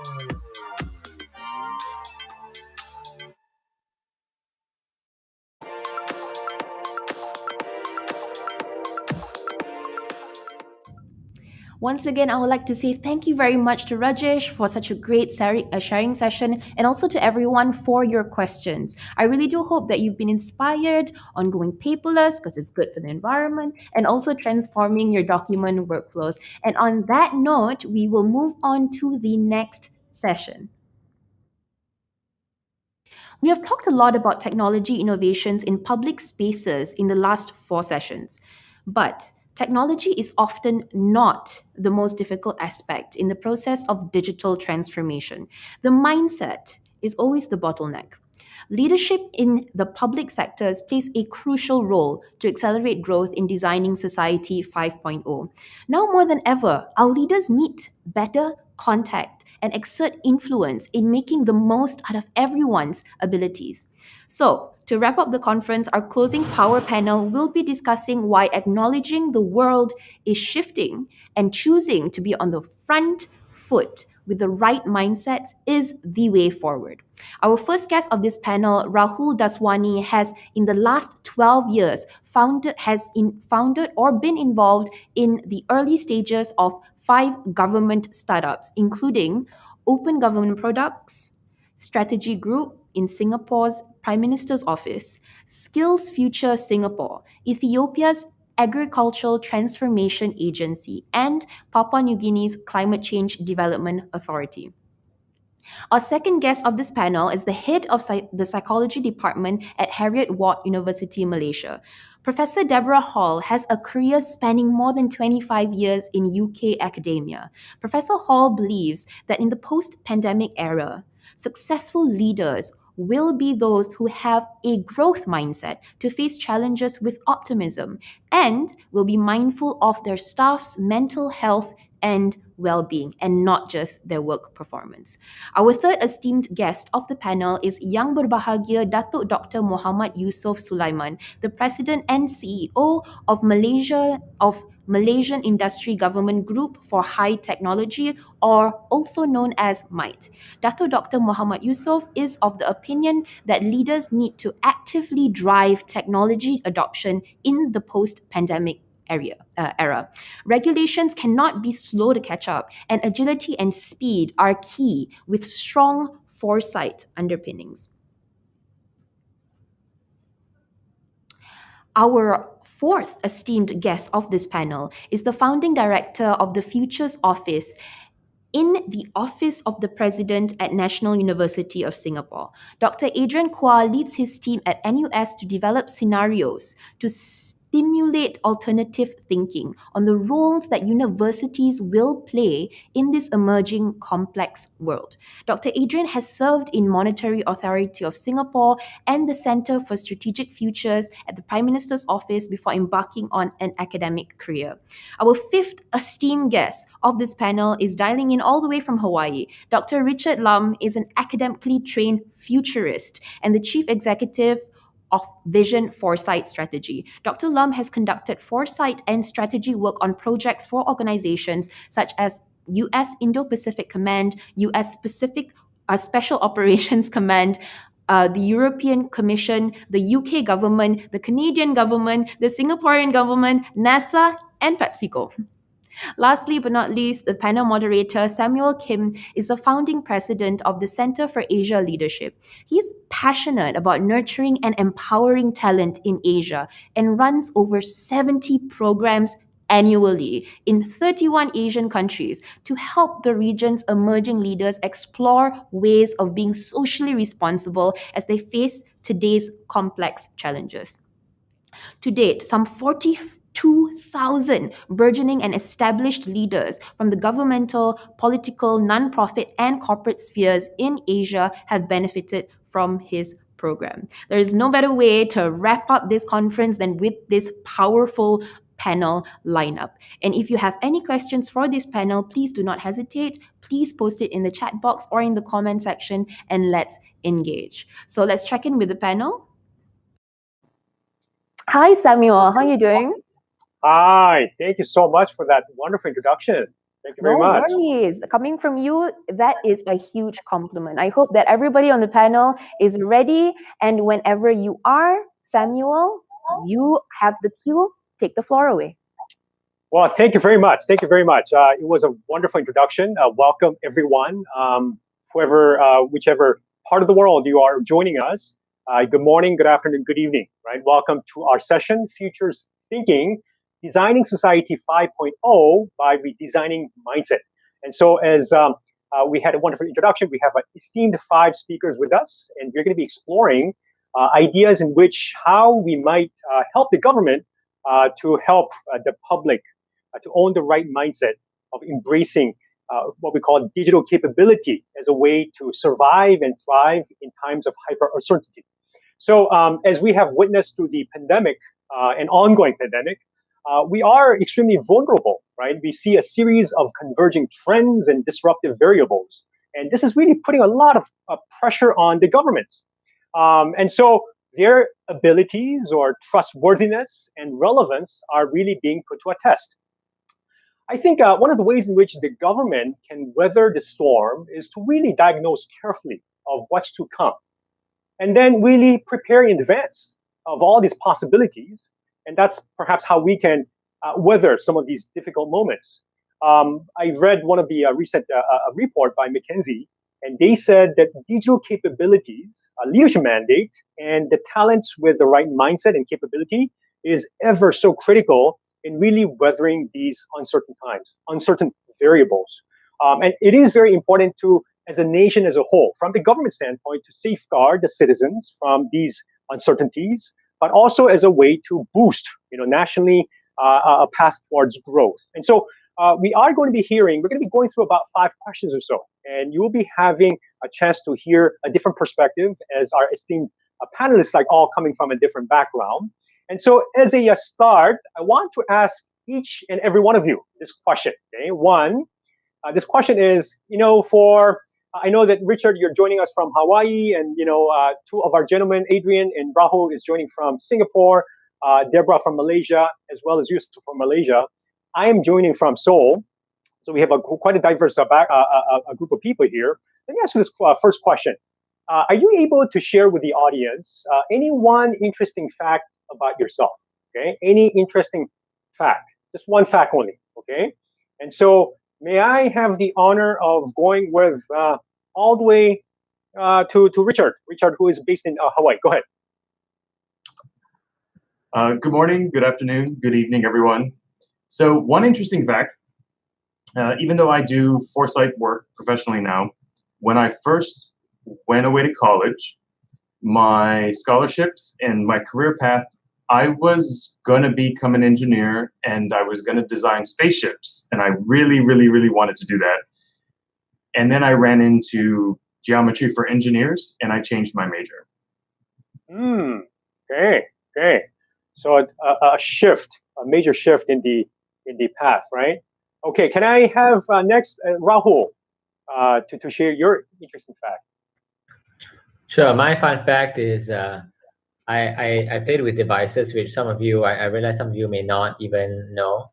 So I happened to win the 2nd place in Singapore when I was much younger of a competition which used a yo-yo ball. I don't know who's familiar with the yo-yo ball, but it's kind of a mixture of a yo-yo. It goes there and it kind of it spins back up, and you got to do tricks with it. So it's kind of a competition with that. And I realized recently, speaking with my wife, and I was asking her if she ever used a pager, because we had these alphanumeric pagers when I was growing up that allowed us to keep in touch for cheap before mobile phones were ubiquitous. And I realized there's a whole generation of people for whom they've never ever used a pager. So those are my fun facts. Okay, great. Can we have Deborah next? So an interesting fact about me is that before I joined Heriot Watts as head of department, I used to be one of the world's leading experts in auditory neuroscience. And in Nottingham in the UK, I worked with the same team of physicists that was awarded the Nobel Prize for Physiology or Medicine in 2003, led by Peter Mansfield. I worked on the world's first high-field magnetic resonance imaging scanner, and I developed a brain imaging technique that is still used more than 20 years later. Wow. So just a bit about you saved the world. You saved the world. My goodness, very impressive. Thank you so much for sharing that. Can we head over to Yusuf next? Yeah. Well, I know whether this is going to sound interesting or not. I love music. I played drums in the rock band. We have an album, compilation album before, and that's how I sort of de-stress when there's so many things to do in the office. Call the band guys and then have a jamming session once in a while. But mostly 70s, 80s rock songs are our list of playlist. So well, that's all. Wow, that's also very impressive. We've got a musician here, right? I'll be very much looking forward to your listening to some of your the songs that you've played in your album. So looking forward to that. All right, thank you. Can we have Adrian next? Thanks, Samuel. Hello, everyone. Thanks for having me here. Spoiler alert, my anecdote does not involve any Nobel Prize for anything at all. So Deborah's given us big shoes to fill. Friends will tell you that I am a repository of largely useless trivia and information. I like to think of myself as fairly well read, but at the end of the day, I generally think that most things in life can be explained in terms of the Godfather movies. So most of my cultural references, most of my mental frames are drawn from the Godfather films. 1 and 2 only, by the way. Wow, I like that. Great. As you can see, for all the audience, we have a very special, esteemed panel here with very interesting background. So let's actually proceed with the first question. Okay, first question, and I framed the first question as the driving force and the impact, right? So as we have seen through the pandemic, we are actually living in an ever-growing, complex world, right? Very highly uncertain world. And I wanted to ask you this question. We come across with a lot of disruptions, whether it be negative or positive, right? And so I'd like to ask you, what are some of these disruptions that you think about on a daily basis, right? And then maybe second part of the question could be that what do you think is the prominent of these of that you mentioned that you see as impacting our lives greatly, right? To a large extent. So can we have Rahul to start with this first question? Yeah, sure. Thanks, Samuel. I'll talk about 3 things I think about fairly regularly, and one in particular that's more prominent. So the first one that I'll talk about is there's a tension, and there are 3 tensions that I'll speak about, right? So there's one tension between individual freedom and collective action or collective responsibility. Okay. And I think that balance is shifting for different societies. And we need to figure out as collective societies, where do we want to be on that balance? The second is a tension between resilience and efficiency. And that's particularly acute in the supply chains, right? I mean, in the past, it's all about efficiency, just-in-time supply chains, and so on. But I think with COVID and that kind of coming to a head, then the question is, should we balance more for resilience and potentially think about what we want to produce in-house and not rely necessarily on the outside world, but then that becomes more inefficient. So where do we want to set up more balance? And the third one is really the balance between expertise and opinions or popular opinions in terms of decision making. Right. I think that has undergone a major shift away from expertise towards popular decision making. And the question is, do we collectively want to move that or not? Right. So those are 3. There's to talk about all 3, but I'll pick actually the first one because I think that's something I think about regularly, which is the tension between individual freedom and collective responsibility. Because thinking about COVID is not going away anytime soon, unfortunately, as much as we that it would.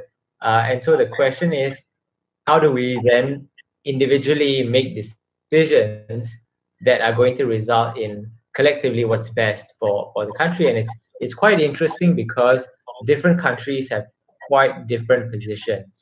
right? And if you look, one of the leading indicators of this is vaccination rates, right? Because then I think you can tell quite clearly which countries actually, when you've access to the vaccine, how far do you get? Right? And for what reasons do people choose not to get the vaccine?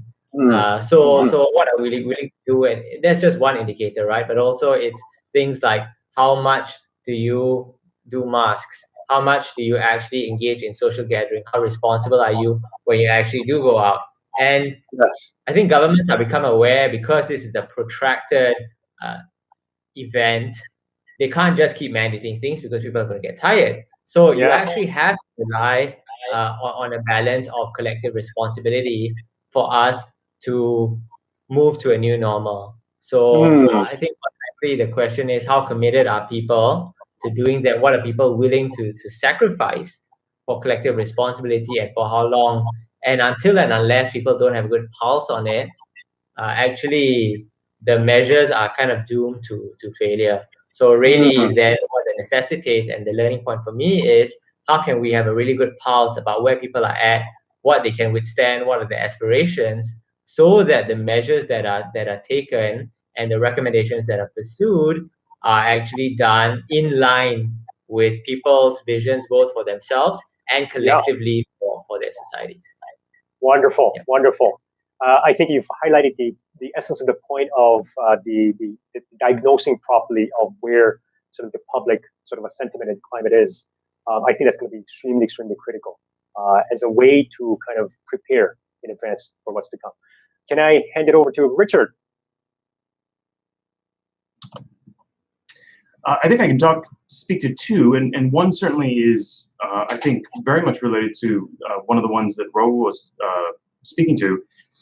And one of the ones that I've been thinking about a lot recently is something of a confluence of, I think, several developments and trends. And so when you look at, and it's a characteristic, I think, of the age in which we live, where there are so many lines of new development and they intersect. And so they create all of this turbulence and all of these just very difficult to predict sort of outcomes. And so one example that really sort of fascinates me right now has to do with the intersection, the confluence between the trend around things like AI and machine learning becoming very mainstream, right? Becoming tools that the average person can start to access and make use of. Alongside that, what I kind of think of as sort of do-it-yourself automation. Anybody who's worked with Microsoft tools or other tools recently, there's all kinds of tools around trying to let the regular person create all types of automation in their daily work and life. You have low-code, no-code movements and tools getting, again, simpler for all of us to use. And then when you look at how that intersects and potentially intersects with these developments around decentralized operating models and the ideas that people are trying to play with things like decentralized autonomous organizations, many of these things built on blockchain technology. And then you link that to crowdsourcing as another trend in development.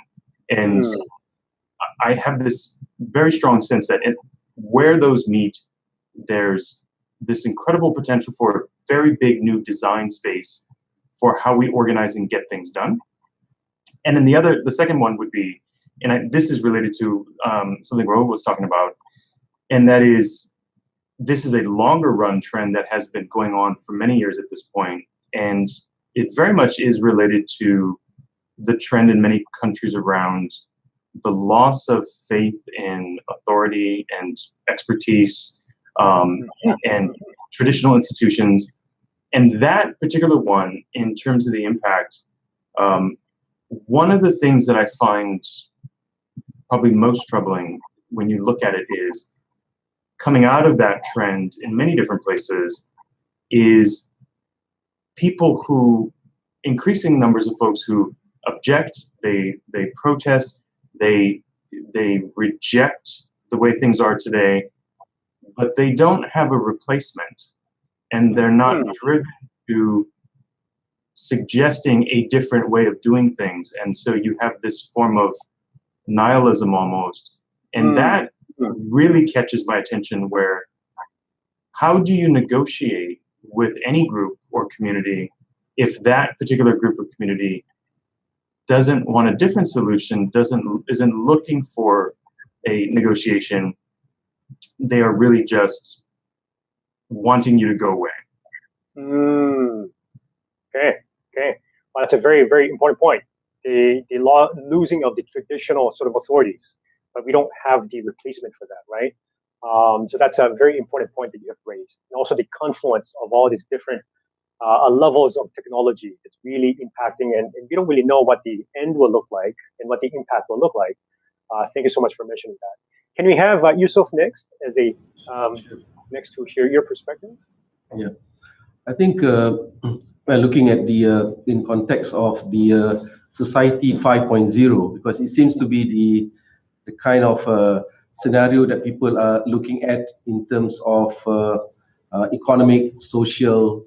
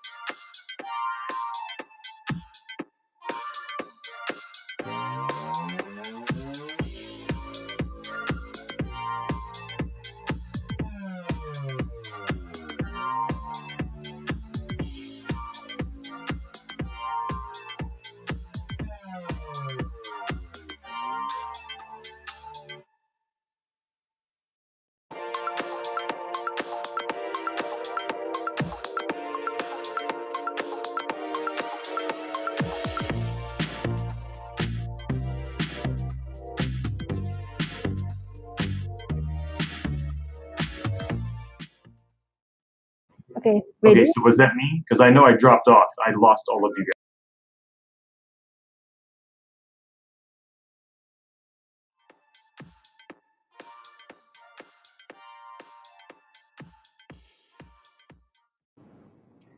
Okay, so the first question I'd like to raise is really about the disruptive forces and the impact, right? As we have seen through the pandemic at the moment, we are living in a highly uncertain world, and we can't really avoid this. And so it is very important that we should be able to somehow read or diagnose or scan what are these disruptions.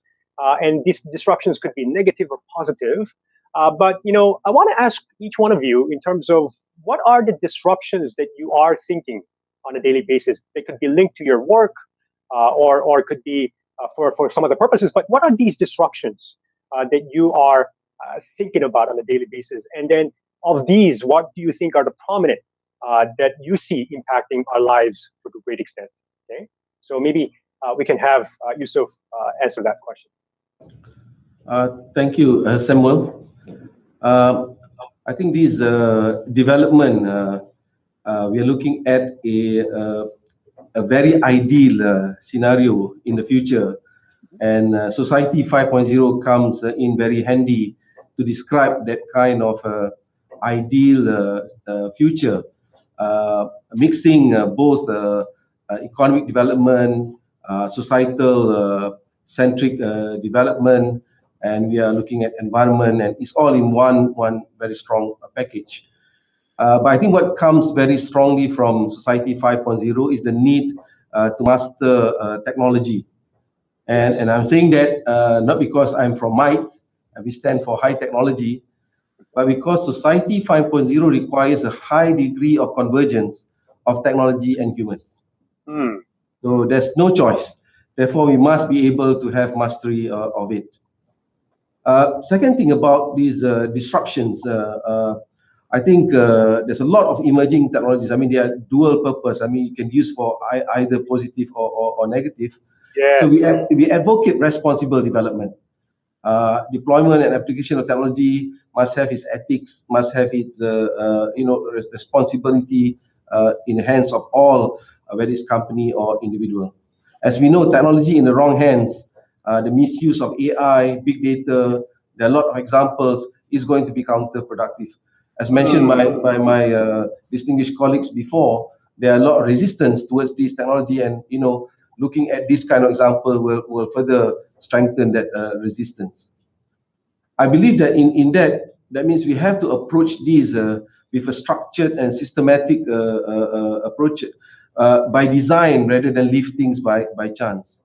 And of course, I'm talking from the experience of Malaysia. We do have one-off success in this innovation or in that business or with that small medium enterprises, but unable to replicate unless we have a very structured approach. And this can be done through technology governance. I think there must be a proper way of managing that ecosystem so that it can replicate over and over again.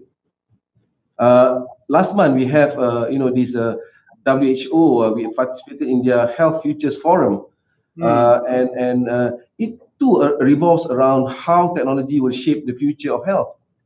So it's still about how we are going to deal with these emerging technologies which are coming, in a rapid pace. So again, I like to stress that concerns over technology mastery as well as technology accessibility is very, very key in facing the future scenario.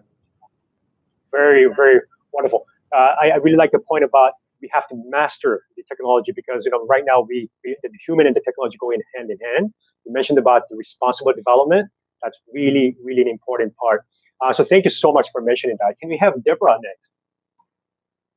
Thanks, Samuel. So I think my comments pick up on some of the things that have already been said before, particularly balancing between kind of collective beliefs based on expertise versus collective beliefs based on opinion. And so as a social scientist, one of the sort of disruptive impacts that's caught my attention recently has been fake news, particularly spread on social media, and that's kind of had a very negative disruption with potentially massive impact. So by fake news, what I mean is news articles that are intentionally false and are designed by people to manipulate other people's perceptions of real facts or events or what people have said. If you look back through history, there's actually been a lot of examples of false news.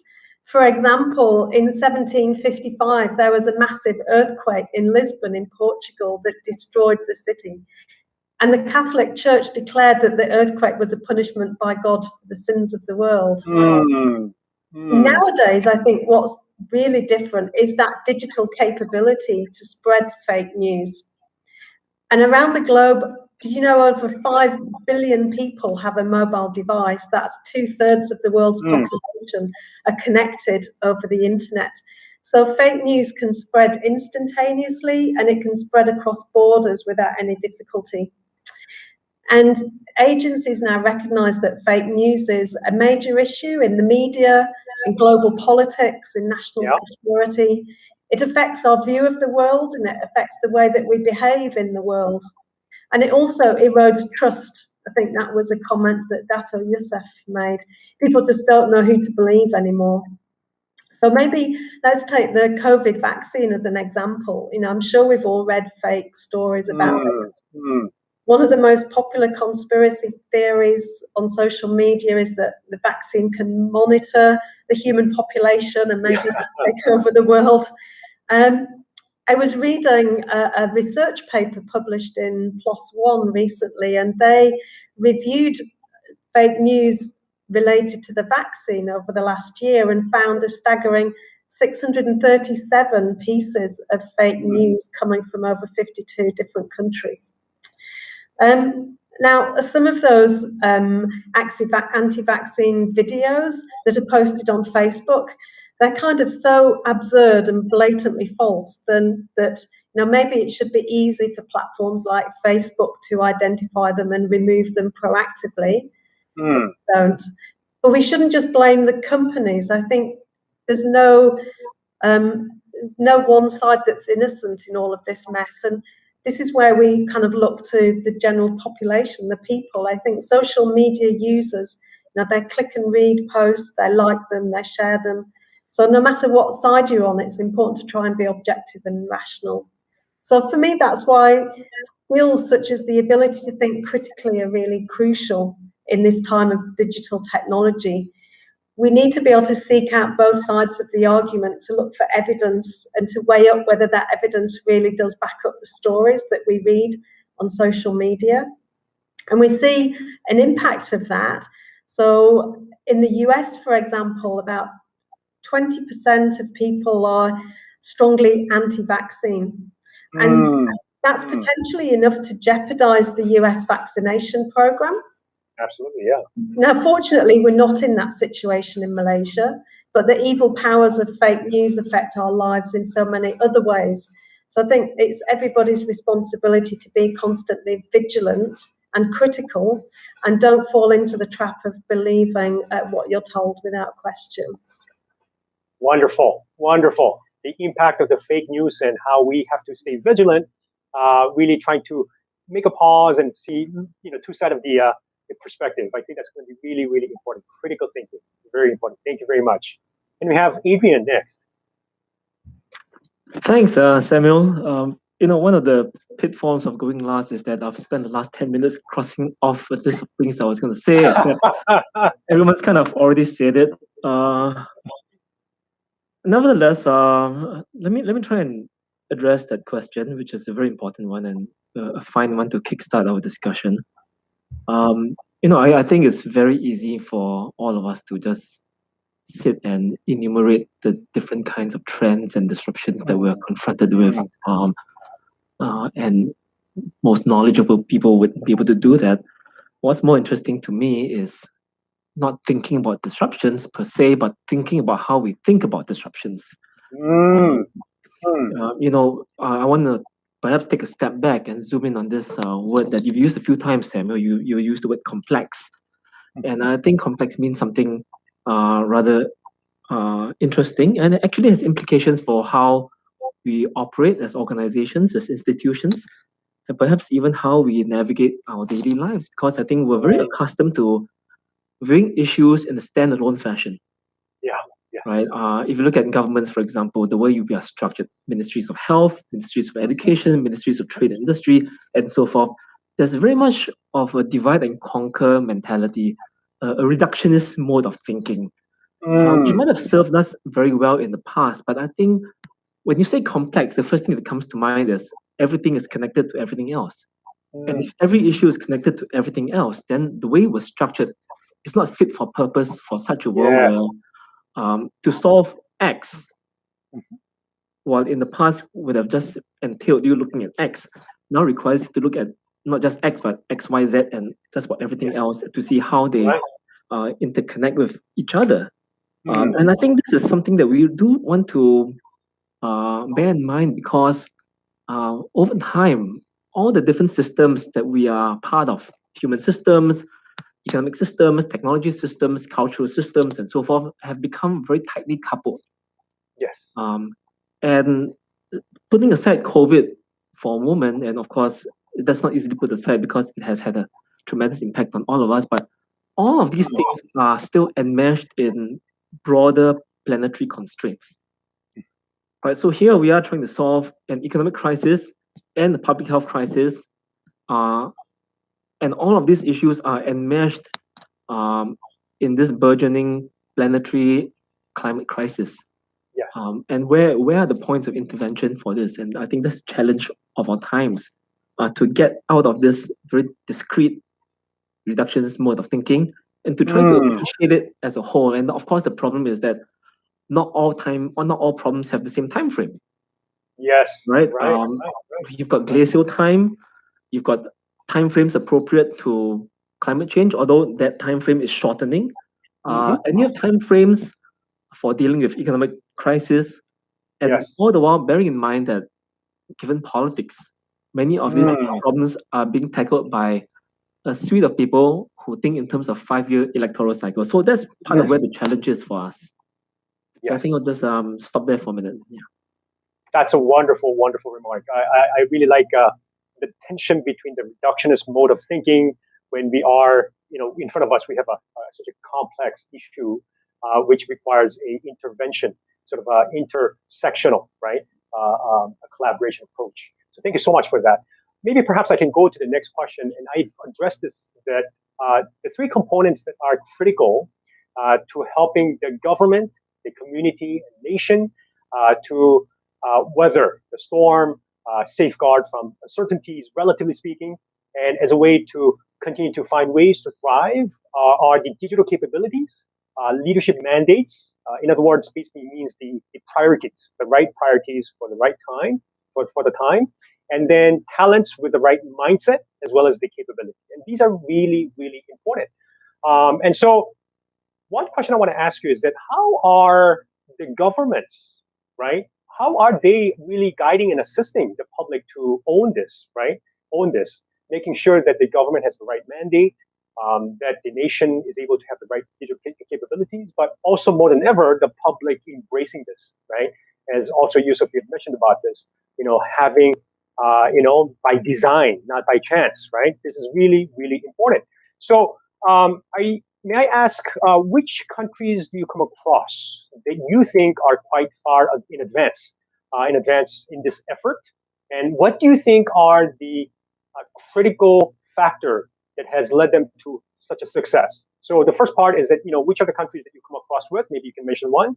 And then second, you can mention about what is one critical element you think has helped them to achieve this success. So can you start this time with Adrian? I gotta be fair to you. Okay. Okay. Thanks very much. I'm going to, cheat a little and speak about the very system from which I operate, and I speak also because I have 3 school-going kids in the education system. In the last 18 months, technology has been put forward as one of the key planks to counter the disruptions brought about by COVID-19. And I think, on balance, Singapore has done very well in rolling out technology. Very quickly in Singapore, the everyday vocabulary has become infused with acronyms like WFH, work from home, HBL, home-based learning, and it became very much a part of our everyday lived experience. And technology played a key role in this. Part of it is also that for the longest time, Singapore society has always had a very positive, embracing attitude towards technology. It's not to say that it's without resistance. Of course, it is not. But on balance, we have been very receptive to technology solutions. But I do want to point out that for all of the success stories that you hear of Singapore using technology to mitigate the downsides of, the bad parts of COVID-19 with home-based learning and work from home and so forth, is that we're starting to see the underside of perhaps treating technology as a panacea. And speaking certainly from education, we are starting to appreciate the limitations of technology. And perhaps technology should be seen as complementarists but not completely a substitution for face-to-face interactions. It goes a long way, but I'm not sure it can completely ever substitute for it. Because I'm speaking from the space of higher education, which is itself enmeshed in education. You speak to educators, speak to teachers, and there's nothing more depressing than addressing a class via Zoom, and you've got 40 windows in front of you, 30 of them are black squares, and you never really know who's listening, if anyone's on board. And even if the camera is on, you're never sure if they're watching Disney Plus or Netflix on a separate monitor. So I think while technology is necessary, it's not sufficient. And I think it's time that we appreciate some of the inadvertent consequences of infusing technologies to such an extent into our everyday lives. Yes. Well, thank you very much for that. Can I have Deborah next to speak on this? Yeah, thanks, Samuel. So I had a few thoughts about this, and one of our other speakers also mentioned about those digital technologies like artificial intelligence and machine learning and other data mining methods being really commonplace now. And they enable us to explore really complex questions that are actually kind of way beyond the capability of the human brain. But for me as a social scientist, one of the kind of fascinating and challenging areas, I think, is how that technology is used. How do we interact and use that digital capability? And this is where I think both leadership mandates and the right talents with the right mindsets come in. Because as a social scientist, I strongly believe that the data is the fuel that feeds the technology. Yeah. Data and information is a commodity these days. It has a value. And all too often that data is stored in inaccessible databases, or it's locked away behind paywalls or kept secret within government establishments. And so here I think it's important to have a government mandate to both incentivize data sharing by others and kind of in turn vice versa to share.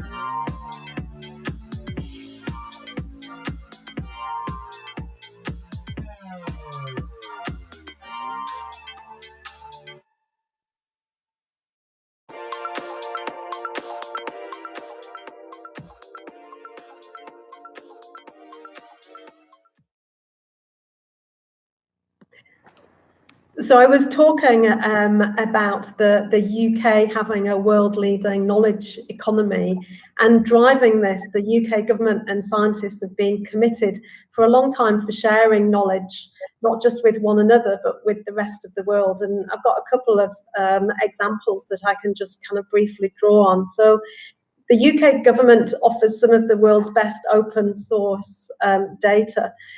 Lots of government data is freely available for anyone and everybody to look at through data.gov.uk. You can look at crime, government spending, business, education, etc. Perhaps more closer to home, thinking about how we've been tackling the pandemic. The UK, like other countries, has been very focused on finding effective solutions. And so they've made the source code of their National Health Service contact tracing app open source in order to increase transparency and provide a high level of trust amongst the general public. And one of the advantages of this is that making that code open source allows other third-party app developers to see how workarounds have been achieved to enable the app to access Bluetooth functionality on Apple phones, for example. And it's not just the government, but academic institutions are also kind of world leading in terms of data collection, curating reliable data and open access sharing. I think for me, one of the inspiring stories is the University of Oxford. They're leading a project called Our World in Data. And this is all about research and data that makes progress against the world's global challenges. Things like poverty, hunger, climate change. These are really complicated questions that if we don't make use of existing research and data because it's inaccessible, then we can't find the right kind of solutions to these really complicated problems. And to do that, it's about having a humanitarian approach, I think, to data sharing, and also having the right people with the right attitudes to share their expertise and to collaborate to find solutions to the world's really complex challenges. Wonderful. Data is really critical. It's really the catalyst. That's what Deborah is sharing. Can I have Yusuf to share about your perspective on these three qualities? Yes. So I think this question is much asked by our clients when we do strategic research or studies for them. Have you done enough benchmarking? Have you looked at the right country for us to compare ourselves or to emulate? I think I'll start with a caveat, like I told them. Each nation has their own starting point from their very own position of strength. Yes. And especially in these uncertain times, complex situation, we are in this what we call uncharted territory. Yes. And we can't simply take another country path and copy them. Of course, when we talk about Society 5.0, Japan comes to mind because they came up with it.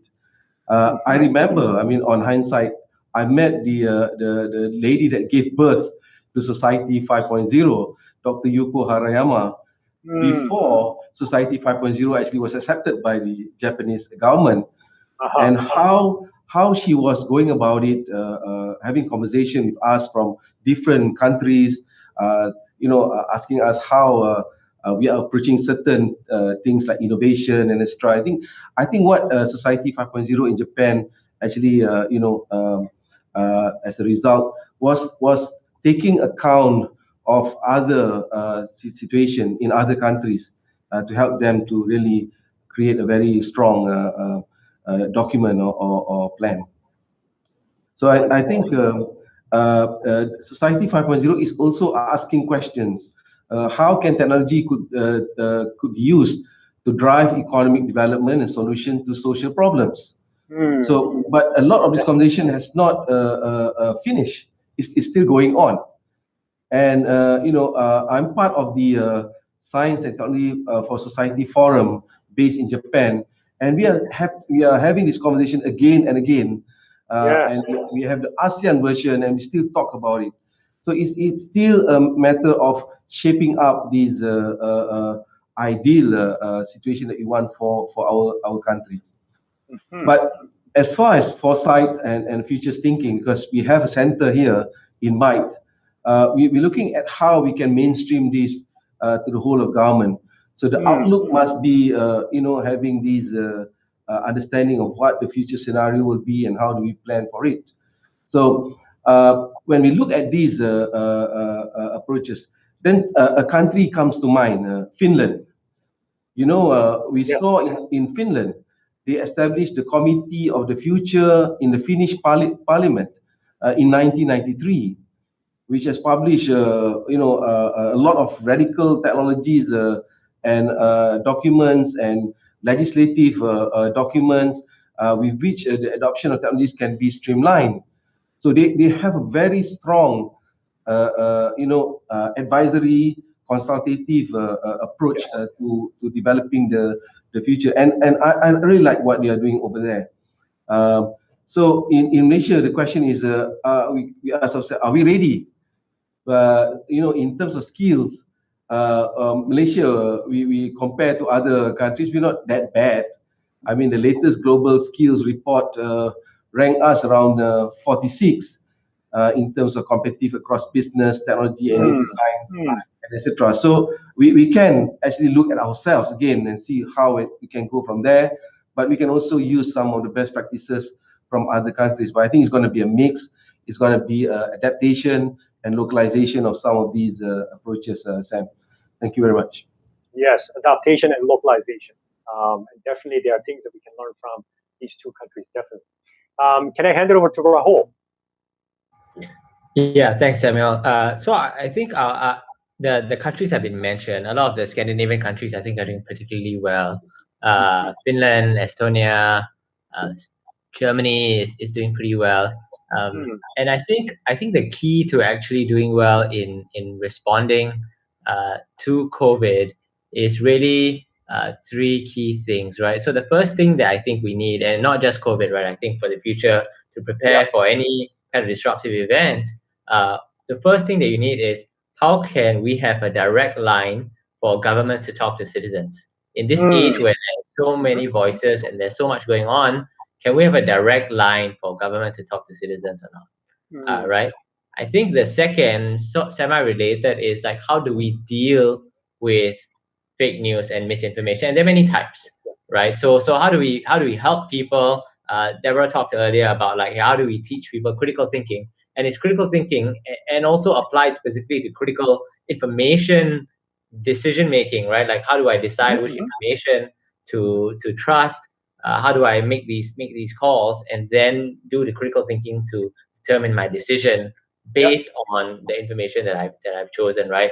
And there's also things like scams and spam and so on. Like in Singapore, in the first 6 months of the year, crime's actually gone up by 11% because of scams. I mean, scams in the first half of this year alone have cost people over $100 billion, right? So that's just increasing year on year and year.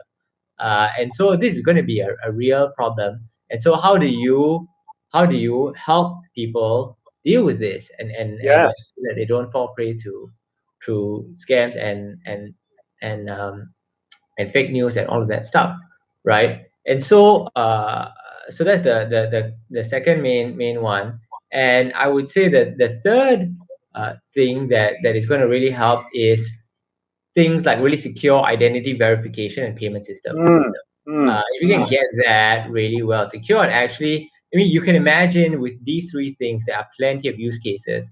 Any kind of real issue that's going to rise in the future, you're probably going to need direct communication. You're probably going to need people to understand what news to trust, and you're going to need some sort of payment mechanism and identity verification, so that, I mean, as a government, you can give masks to your citizens, for example, or people can pay for stay-home notice, or like you can use payment systems and identity verification to make sure that the right people are doing the right things, and that also then, of course, complements you and helps you avoid scams and spam.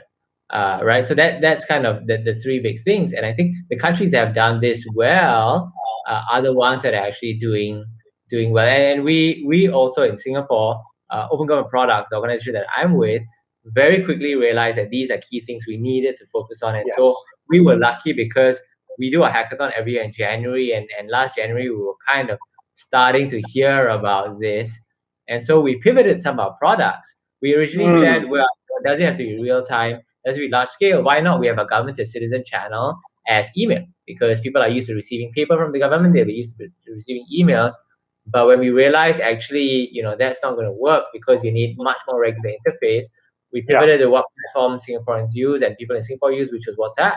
And WhatsApp is not meant to be a broadcasting platform.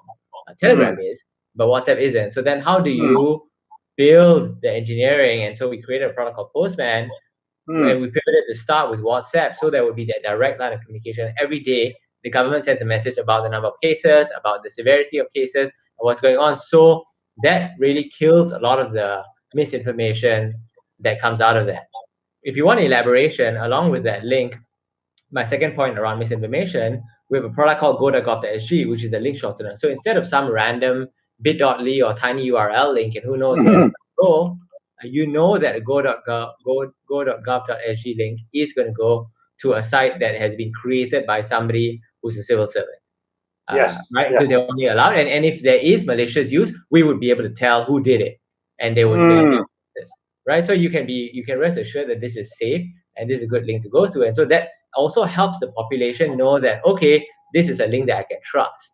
Right? And so then you reduce the amount of potentially scams also, because a scammer is not going to be able to create a go.gov.sg link. Right? So you're already wary if you see another link. And then the final point is a payments platform, right? So we have a product called Pay.gov.sg with Redeem also that allows people to verify their identity quite easily and then transact. And Pay is actually being used to pay for stay-home notices. So people who are overseas and need to come to Singapore can prepay for their hotel, and then when they come in, they free all that. And for their testing, they can prepay for all of that, and then they're all set.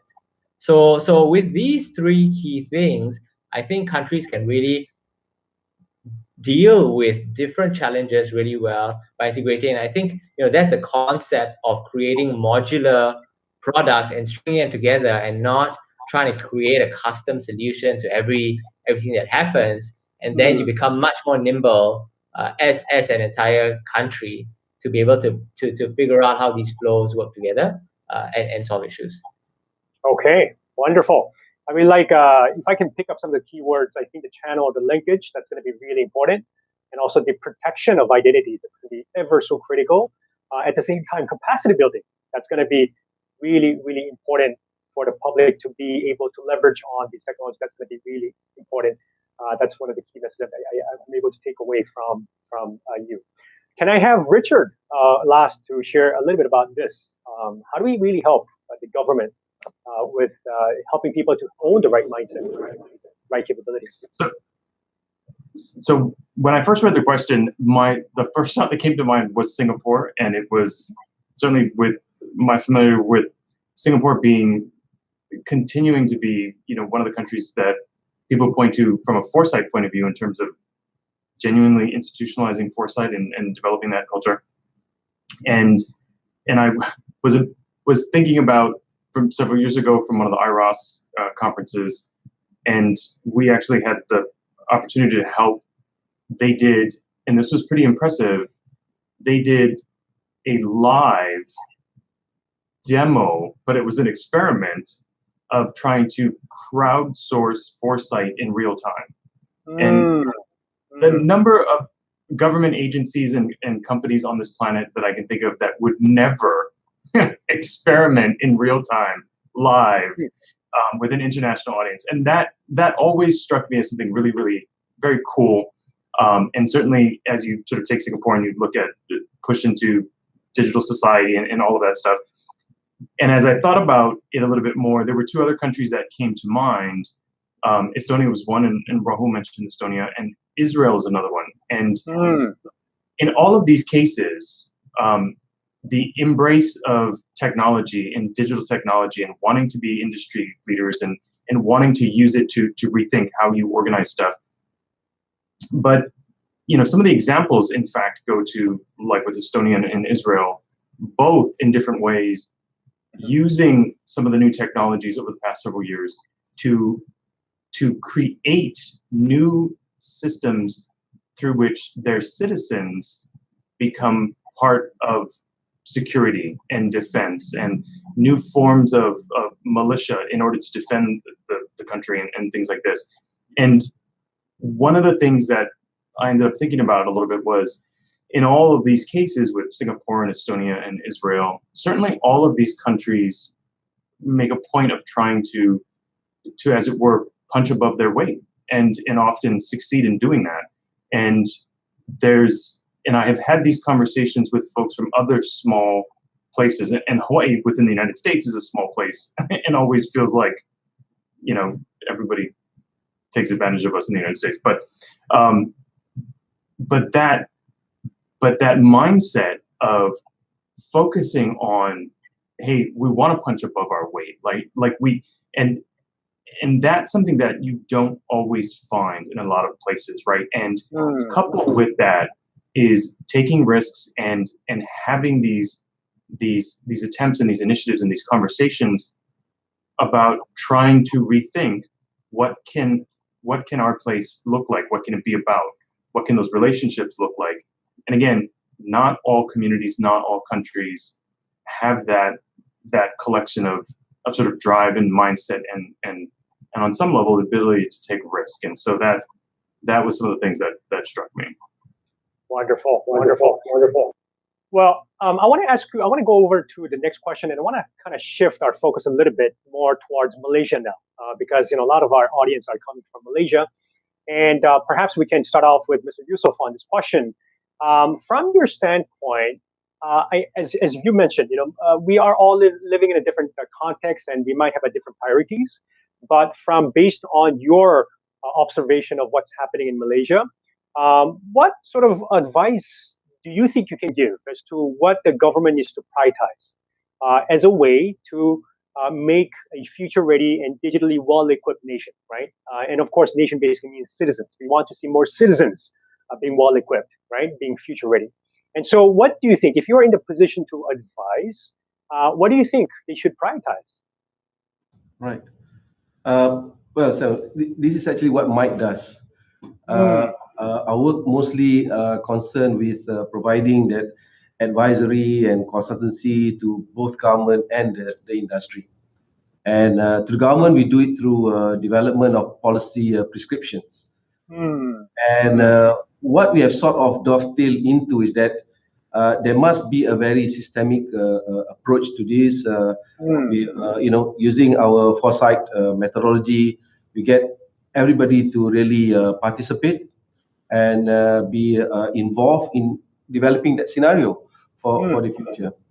But we also think it's very important to have a wholesome approach. We coin out this acronym FIRST, first, so that in every of our policy prescriptions, it must actually touch this acronym. F is for funding or financing. I is for infrastructure. R is for regulatory aspects. S is for skills, and T is for technology. So somehow technology is last after we solve the other things.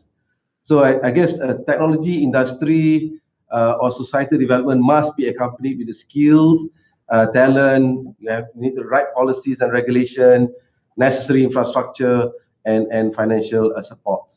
So all this must be packaged together. That was also a challenge, I think, posed by earlier discussion about how ministries are not, necessarily adaptable to the current or future situation to really solve some of these problems. Now, in Malaysia, we have, sometimes we are very critical of ourselves. We said that, we are not good in follow through. We heard many times Malaysia is good at planning, but poor in implementation. So I really beg to differ in the sense that the issues are not exclusively in implementing, but really follow through. We need to finish what we started. If not, we will never reap the benefits of our earlier efforts. And in many cases, stamina or desire to continue because of some of these aspirations and visions are really hard. It has a long gestation period, and I think that we can do with more of stability in terms of politics, economics, and social development to achieve some of the great things that we aspire to achieve.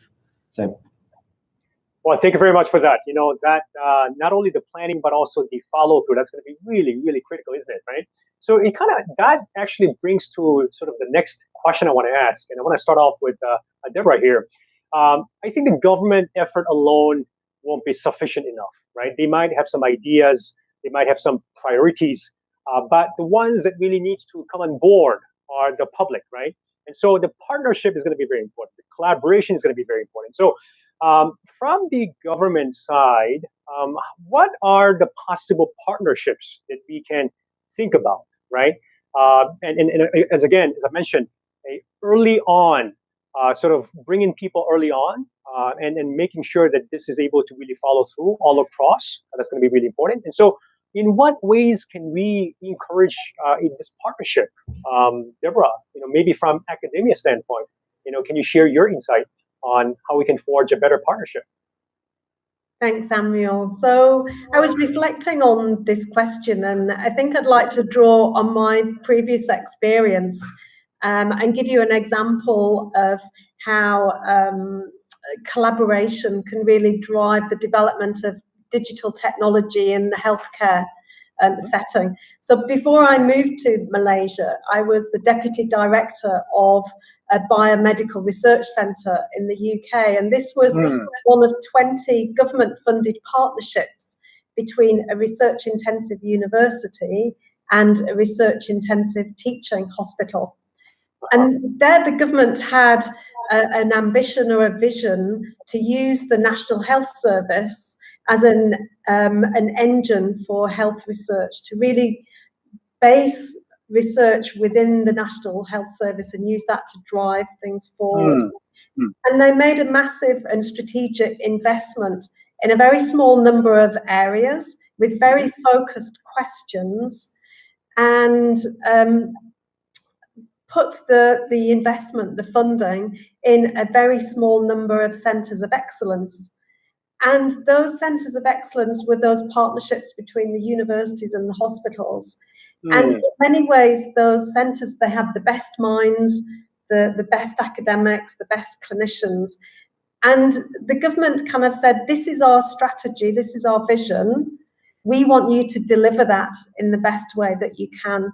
And those centres were held to account every 5 years for delivering the government strategic plan through some very rigorous evaluation process. And I think it's relevant because in the context of today's discussion, one potential solution could be for governments to set up collaborative infrastructure within the country. My example was universities and hospitals, but that could, it could be collaboration between industry and academia as another example, for example, to drive the economy forward. So in my experience, that's been a really fantastic way of the government achieving their vision for digital transformation in healthcare. Wonderful. Thank you very much. Adrian, can I hand it over to you next? Yeah, I just wanted to say something about engagement. Of course, we agree that it's important for people to come on board, right? To be on the same page. And that's often harder to do than we expect, because there's always the risk that the engagements that you undertake, the collaborations that you attempt, paper over some very fundamental disagreements among different actors. Right. And working in higher education and having seen some of the interesting changes that have occurred, certainly in Singapore over the last few years in the education space, we have, for many years talked about cultivating a cohort of students who are critical thinkers, creative, courageous, challenging, appropriately skeptical. And then we are gobsmacked when they turn their critical thinking lens on us, people in authority, and this aphorism comes to mind: be careful what you wish for, you might just get it, right? We now are trying to undertake engagements and collaborations with people who are very sensitive to and ever vigilant for tokenism, who are very acutely aware when things are being done for the sake of being done, when things become a box checking exercise. So while we agree that engagements are very important and people expect it, then the question is, do we really know how to do it? Because there's always the risk that it degenerates into some very contrived kumbaya moment of manufactured consensus. And I think for societies to move forward, it's unreasonable to expect that we will always agree on everything. But nevertheless, how can we move ahead with reasonable disagreement? Right? It's one thing to have unreasonable disagreement, right? If there's unreasonable disagreement, one of us is wrong. But if both of us, you and I, Samuel, come at an issue and you've got your line of thinking and I've got mine, and your reasoning is sound and my reasoning is sound, and the evidence can sway the argument either way, we have a state of reasonable disagreement, and I can no more tell you you're wrong than you can tell me I'm wrong. But nevertheless, how can we move forward? I think that's a challenge for us because we're so accustomed to that consensus. And we like the consensus so much that we are at risk of manufacturing it. And I think for younger generations of us, they don't take too kindly to manufactured consensus. Yeah, that's a very important point. How do we really, I mean, that's a great deal of leadership required, isn't it, right? How do we really align when we have differences or we've got different priorities, and both of these opinions seems to be reasonable, right? So I think this is really about leadership as well. So, well, thank you so much for bringing that up. We've got about 10 minutes or so, and I'd like to ask the audience to use to send in your questions, and we'll be more than happy to address that, okay? But as you do, I want to actually go into this question about the community's role. And when I say community, it basically means that, all the way down to sort of a citizen level, right? The public. Yes, we can, we were trying to look at it from the government standpoint, but we want to actually kind of bring it down all the way to the public, the citizens of our community. And so I want to ask, and perhaps we can start off with Rahul. What do you think? What's your advice on as to how an individual can, make this effort to equip themselves? We've spoken about capacity building, about embracing technology, and all these things. What are some of the ways in which the individuals can really own this ownership, right? The ownership of owning, the technological capabilities and having the right mindset. What advice can you provide? Yeah, I'll just say three things. The first thing is understand how technology works. You don't have to be an expert. You don't have to code, but if you can at least understand how, like, what happens when you type https://google.com and press enter, like what happens? Do you understand how that works? So what are the basics of cybersecurity or blockchain? Like how does it work conceptually, at least? If you understand these things, what happens is you are more protected individually from potentially fake news and things like scams. You can understand when somebody's making an argument that doesn't quite gel with what you know. You'll be able to pick that up, and actually there are courses that are free, that are designed for people to understand technology. So there's a course, the famous CS50 course at Harvard. There's a version of it called CS50L, which is the CS50 course for lawyers. So you don't actually have to code, but it teaches you these things that I'm speaking about. The basics of that: what's a backend, what's a server, how does it hold your information, where does it put your information, how is it secure, things like that you understand, and you're like, okay, like I have a reasonable grasp of technology. So I think actually it's not that hard to do that. The second thing that I would say is go experiment to whatever is interesting to you. You want to build your own website, learn HTML and CSS. You don't have to create a complex one. But if you learn HTML and CSS and some basic JavaScript, you can actually make a website, right? Or if you want to figure out other types of technology and invest a bit more into that, I think that that's really interesting. So, for example, in Singapore, one of the things that Adrian just talked about is that relationship between citizens and government, and how do you encourage a healthy skepticism, but also, then you have to bear the repercussions of that, right? So one of the things that we did in Singapore was trace together the contact tracing.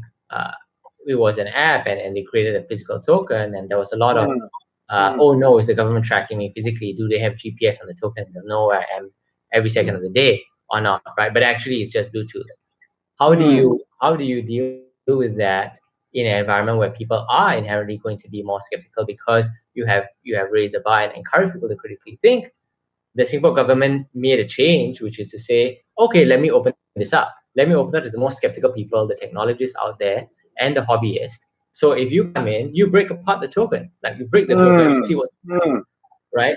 Go find, and you'll see that there is no GPS inside this token. There's only a Bluetooth beacon, right? And so, it's in a way responding to that skepticism and critical thinking. And if you are somebody who wants to do that, actually increasingly, I think there will be avenues where you can say, hey, I want to act as an independent verifier of information, or not just information, of something that is being told to me. And if I can independently verify it, and these blogs by these technologists carried a lot more weight to assuage the public of any of this stuff than anything the government could have said, because there are some people who are inherently skeptical, right? So I think that's the second thing that you really ought to do. And the third thing is, I think, increasingly the relationship between government and citizens is not just a one-way telling, but they're looking for feedback of like, what are the stories and what are the narratives. And at least one of the trends that I'm seeing are, we are so much exposed to fear-based narrative, right? You got to do this, or otherwise, people will die, or people will get sick, and for a long period, like, that's not that compelling anymore. At some point, people are like, I'm going to take the risk, right? Because like I'm fine to take the risk, and it's fine to take the risk. But what is, I would ask people to think about, what is the aspirational story though, not just the fear-based story. What is the aspirational story of what you want for you, for your society, for your country, and what does that look like? And if you can feed that back to create whether it's an organizational or national narrative, I think that is much more powerful. You talked about leadership, Samuel. That is much more powerful as an act of leadership than just continuing to use a fear-based approach. And that really can help move people and bring people from one point to another, if you're able to think about what is the aspiration that you want, and not just be guided by what are you afraid of. So those are the three things that I would recommend. Wonderful, wonderful. I really like the response, the three takeaways from this question. Now, I want to actually take one question from the public. We actually have received a couple of questions, and I want to actually address this to Mr. Yusuf. And this is the question about, we have a high reliance on communication technology for work and education purposes, right? Now, there's a big gap between the ones who are able to adapt, who has the capability, who's got the capacity to adapt, but there are those who are struggling, right? Who are, failing to cope with these changing contexts. And so, what are the ways in which we are able to divide, so-called a digital gap or digital divide? In what ways could possibly, for example, your organization can help to lessen the divide, right? Well, I think the idea of what I said earlier about FIRST in any policy prescription, it has to address those five and probably other points to consider. So I think in dealing with this, I think we need to look at what is the core issues that are being faced, whether at individual level or at a company level or at the industrial level. We have to actually understand it. So what I'm thinking is that that kind of policy prescriptions to actually close the divide and try to convince people to actually go into those areas where it is very it has huge opportunities and extra, has to be developed. The infrastructure has to be there as the eye, and of course when you are thinking about doing a very big program for your small, medium enterprises and etc., you need to have that funding capability to really help them. So especially during the pandemic, I mean, the whole ecosystem has been very much affected and has been, they're creating gaps because small medium enterprises are either closing down or they are not operating at full scale. So they need this kind of help. And then of course we look at the regulation with all these new technologies coming in like blockchain and etc. Regulations are not going to be supporting this kind of development. So there's a lot of thinking on the government side on how do they actually perceive regulation and control of some of these technology or development, not as to curtail or restrict people from being innovative and going forward. And then of course the thing that is very, very important is the skills, the human factor. I mean, you look at both the school curriculum, you look at the university curriculum, you look at what the industry needs, are sometimes creating that gap too, that we need to bridge. The pace of the demand side is really moving very fast, that the supply cannot catch up, and therefore you actually establish a bigger divide as you go along. And of course, technology is there to help us to find new ways of dealing with these gaps, and we hope that people are able to invest, able to grasp this kind of technology development. We work with a lot of industry players. For example, one of the big airlines in Malaysia, AirAsia, on how to actually manage this situation during the pandemic. I mean, there are no flights, and there are people that you need to actually utilize and make productive. So we developed a program for them in terms of upskilling and reskilling of their staff for the future requirements. Wonderful. Maybe some data scientific kind of requirements, doing programming and etc. So we need to be able to move. But I'm talking about moving one at a time. I mean, looking at their own unique situation. So that's how I think we need to look. And we always have this discipline of looking at the FIRST, and if we need to add market M there, is how we actually approach some of these questions, Sam. Wonderful, wonderful. We are really close to the end. I mean, we are actually at the end right now. But we've got wonderful questions, which we hope that we had a chance to address. But if you are willing, I think it's going to be great to maybe link with our esteemed panelists here, so maybe LinkedIn or Facebook or in whatever platform it is, and you may be able to ask directly to them.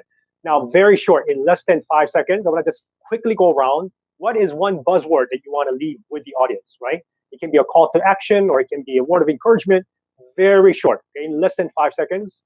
What is it? Maybe I can give you 2 seconds to think about this, and I will go with Richard first, if I may. Okay, what do you think? Maybe one buzzword that you want to leave with the audience today. Much of what is shaping our world is invisible, and we have to learn to see it. Wonderful, wonderful, very powerful. Adrian. I think that we have been, because of the pandemic, very seized on how questions. How do we do this? How do we do that? And of course, these things are very important, bread and butter issues and so forth. But to the extent that the pandemic is an existential crisis, it should make us ask existential questions. Why are we doing this? Why do we continue to do the same things over and over again? Wonderful. Why? Why? Keep on asking why. Thank you very much, Adrian. Can we have Deborah next? So hopefully we will come out of this pandemic, but who knows what will happen in the future. And coming from academia, I strongly believe that the role of higher education is to prepare our young talents to be resilient and to have a growth mindset so that they can cope positively with whatever uncertainty happens in the future. Wonderful. Resilience and growth mindset. Really, really cool. Rahul, can I have you next? Yeah, I'll use the words open source. So I think you can learn a lot from open source information and free courses. And also a lot of the products that different countries are developing. Certainly that all the products that I mentioned earlier that we're developing are all open sourced, and really it allows for much greater adoption and adaptation to different countries and different contexts. So see what's available open source and make the most of that.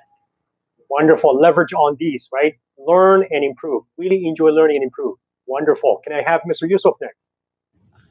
Well, I look at the future. Let's not let our future left to chance, but rather, we can design the future that we like. And I think the most important approach would be collaboration, collaboration, collaboration. Wonderful. Collaboration, partnership, really, really important, so that we are able to design a better future.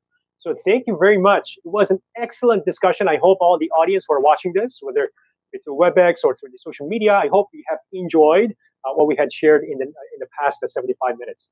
So thank you to every one of you for giving your precious time and sharing your key insights with us. Now I want to hand it back to the STAR team. Go ahead.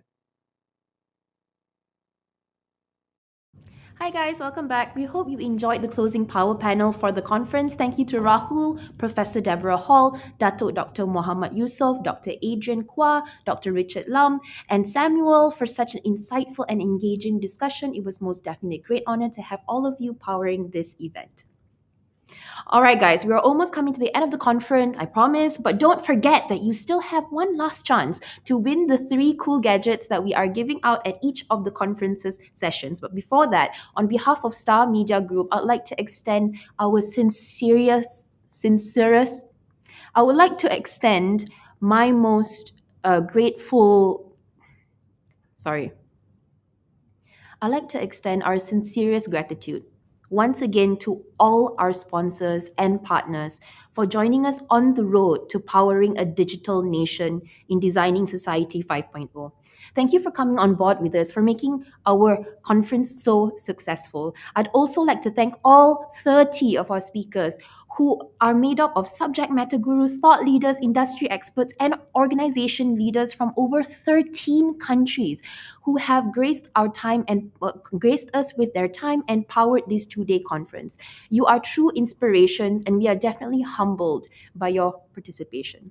And all right, before we close, let's see who are the 10 winners of the social media posting for this final session. Hello! All right, congratulations to all 10 of the winners. You have just won yourself a GrabFood gift card worth 50 ringgit. Our events crew will be contacting you directly on the arrangement of the prize giving. And for those of you who didn't win, thank you for the effort. And guys, Star Media Group's Smart Government and Public Services Conference is now a wrap. Thank you all very much for staying with us throughout this 2-day program.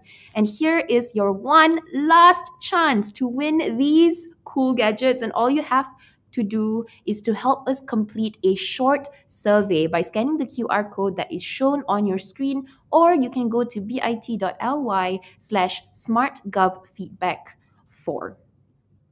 Please accept our sincerest apologies if you've encountered any inconvenience from our conference in these 2 days. Do share your feedback in the survey as we continue to create greater event programs and provide you with better event experiences. Most importantly, we hope you have benefited from this conference, or we hope it has at least given you a better perspective and has enabled your inspiration to accelerate growth in building a sustainable, inclusive, human-centered society that is powered by disruptive technologies. As we celebrate Star Media Group's 50th anniversary, our Digital X Data 2021 event program continues with the grand finale, the StarBiz Summit, which is happening on 25th and 26th November. The StarBiz Summit is exclusively engineered to spark conversations and discussions on how businesses recalibrate their transformation journey in an effort to rebuild the nation's economy in the digital age of the never normal. I certainly hope to see you at the StarBiz Summit. You may register your interest to attend the event in the feedback form if you'd like to explore speaking or partnership opportunities at the StarBiz Summit or any other collaboration opportunities. Please contact us at events@thestar.com.my. All right, guys, once again, my name is Myra Baiti, and it has been a great pleasure to be your host for this event. Thank you, and until we meet again, stay safe, be innovative, and keep disrupting.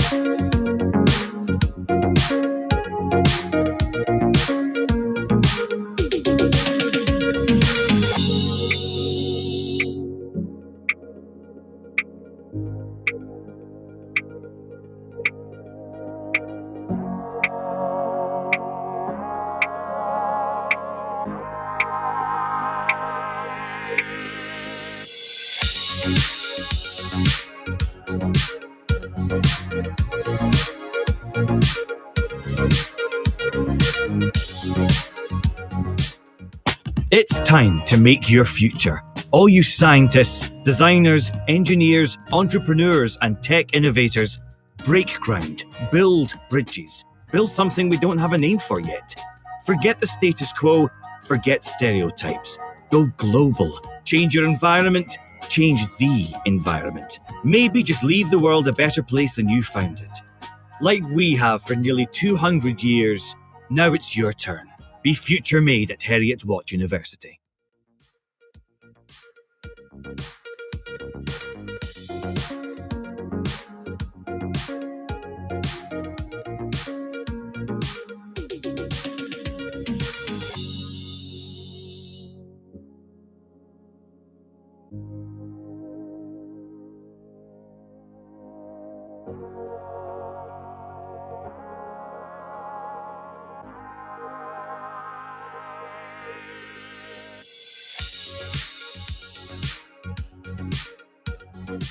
Can you change the world? The world is here. You want to take it there. But it starts with a vision, right? It starts with an idea. It starts with what this new world ought to look like. So, what does it take to change the world and redefine data management? Well, it's pretty simple. First, start with a team of 30 before growing to more than 1,200 of the most talented people from every corner of the globe. Engineers, sales, support, and more from India to San Jose, Toronto to RTP, Cork to Japan. Then, completely disrupt a $60 billion industry by innovating. Again, again, and again. Next, solve mass data fragmentation. Accelerate business for more than 1,000 of the world's top enterprise companies and turn customers into fans. Then go win tons of awards and develop alliances with global leaders. Cohesity is one of the fastest growing, most exciting companies that we've been a part of. So, how do you redefine data management?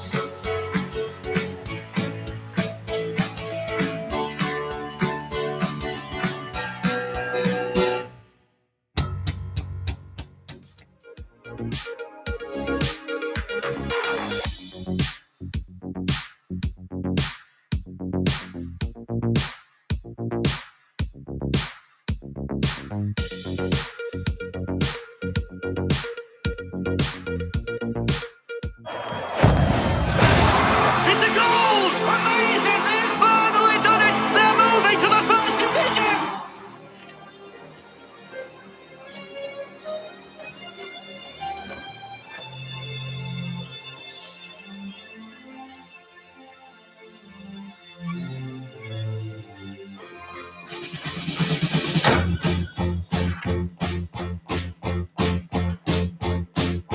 Sun is shining in the sky.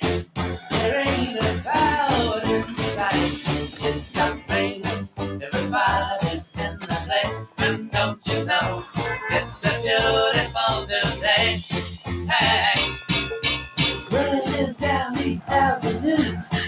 See how the sun shines brightly. And the sleep, the streets where once was pretty crystal blue.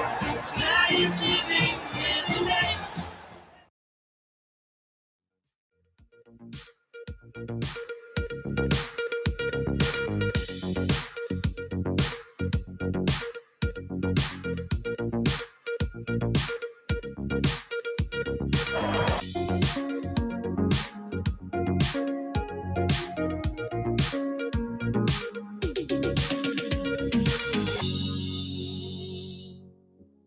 Some things seemed impossible until it is made possible.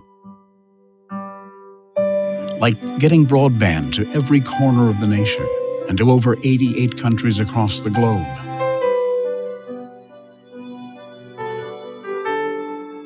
Lifting the burden of single mothers by simplifying the way they receive financial aid.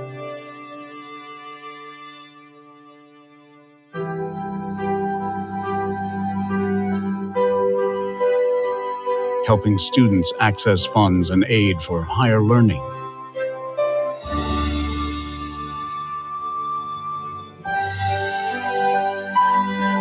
Taking small businesses online in just 5 days during a pandemic.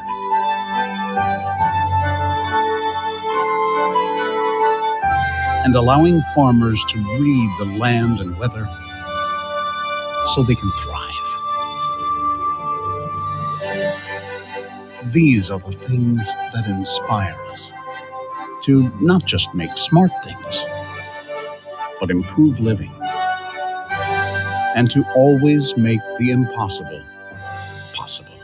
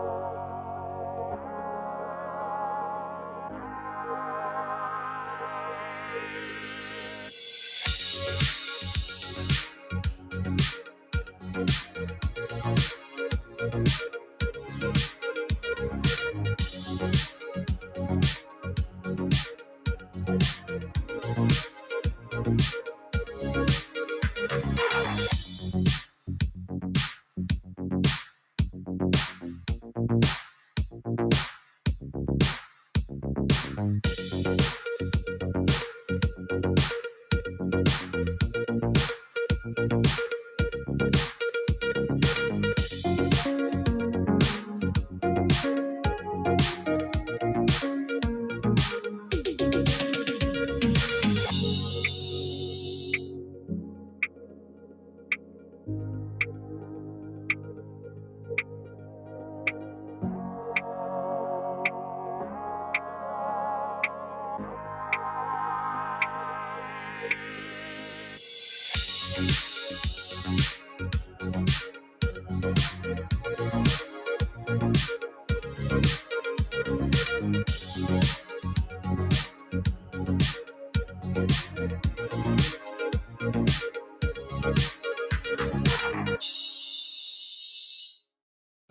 you.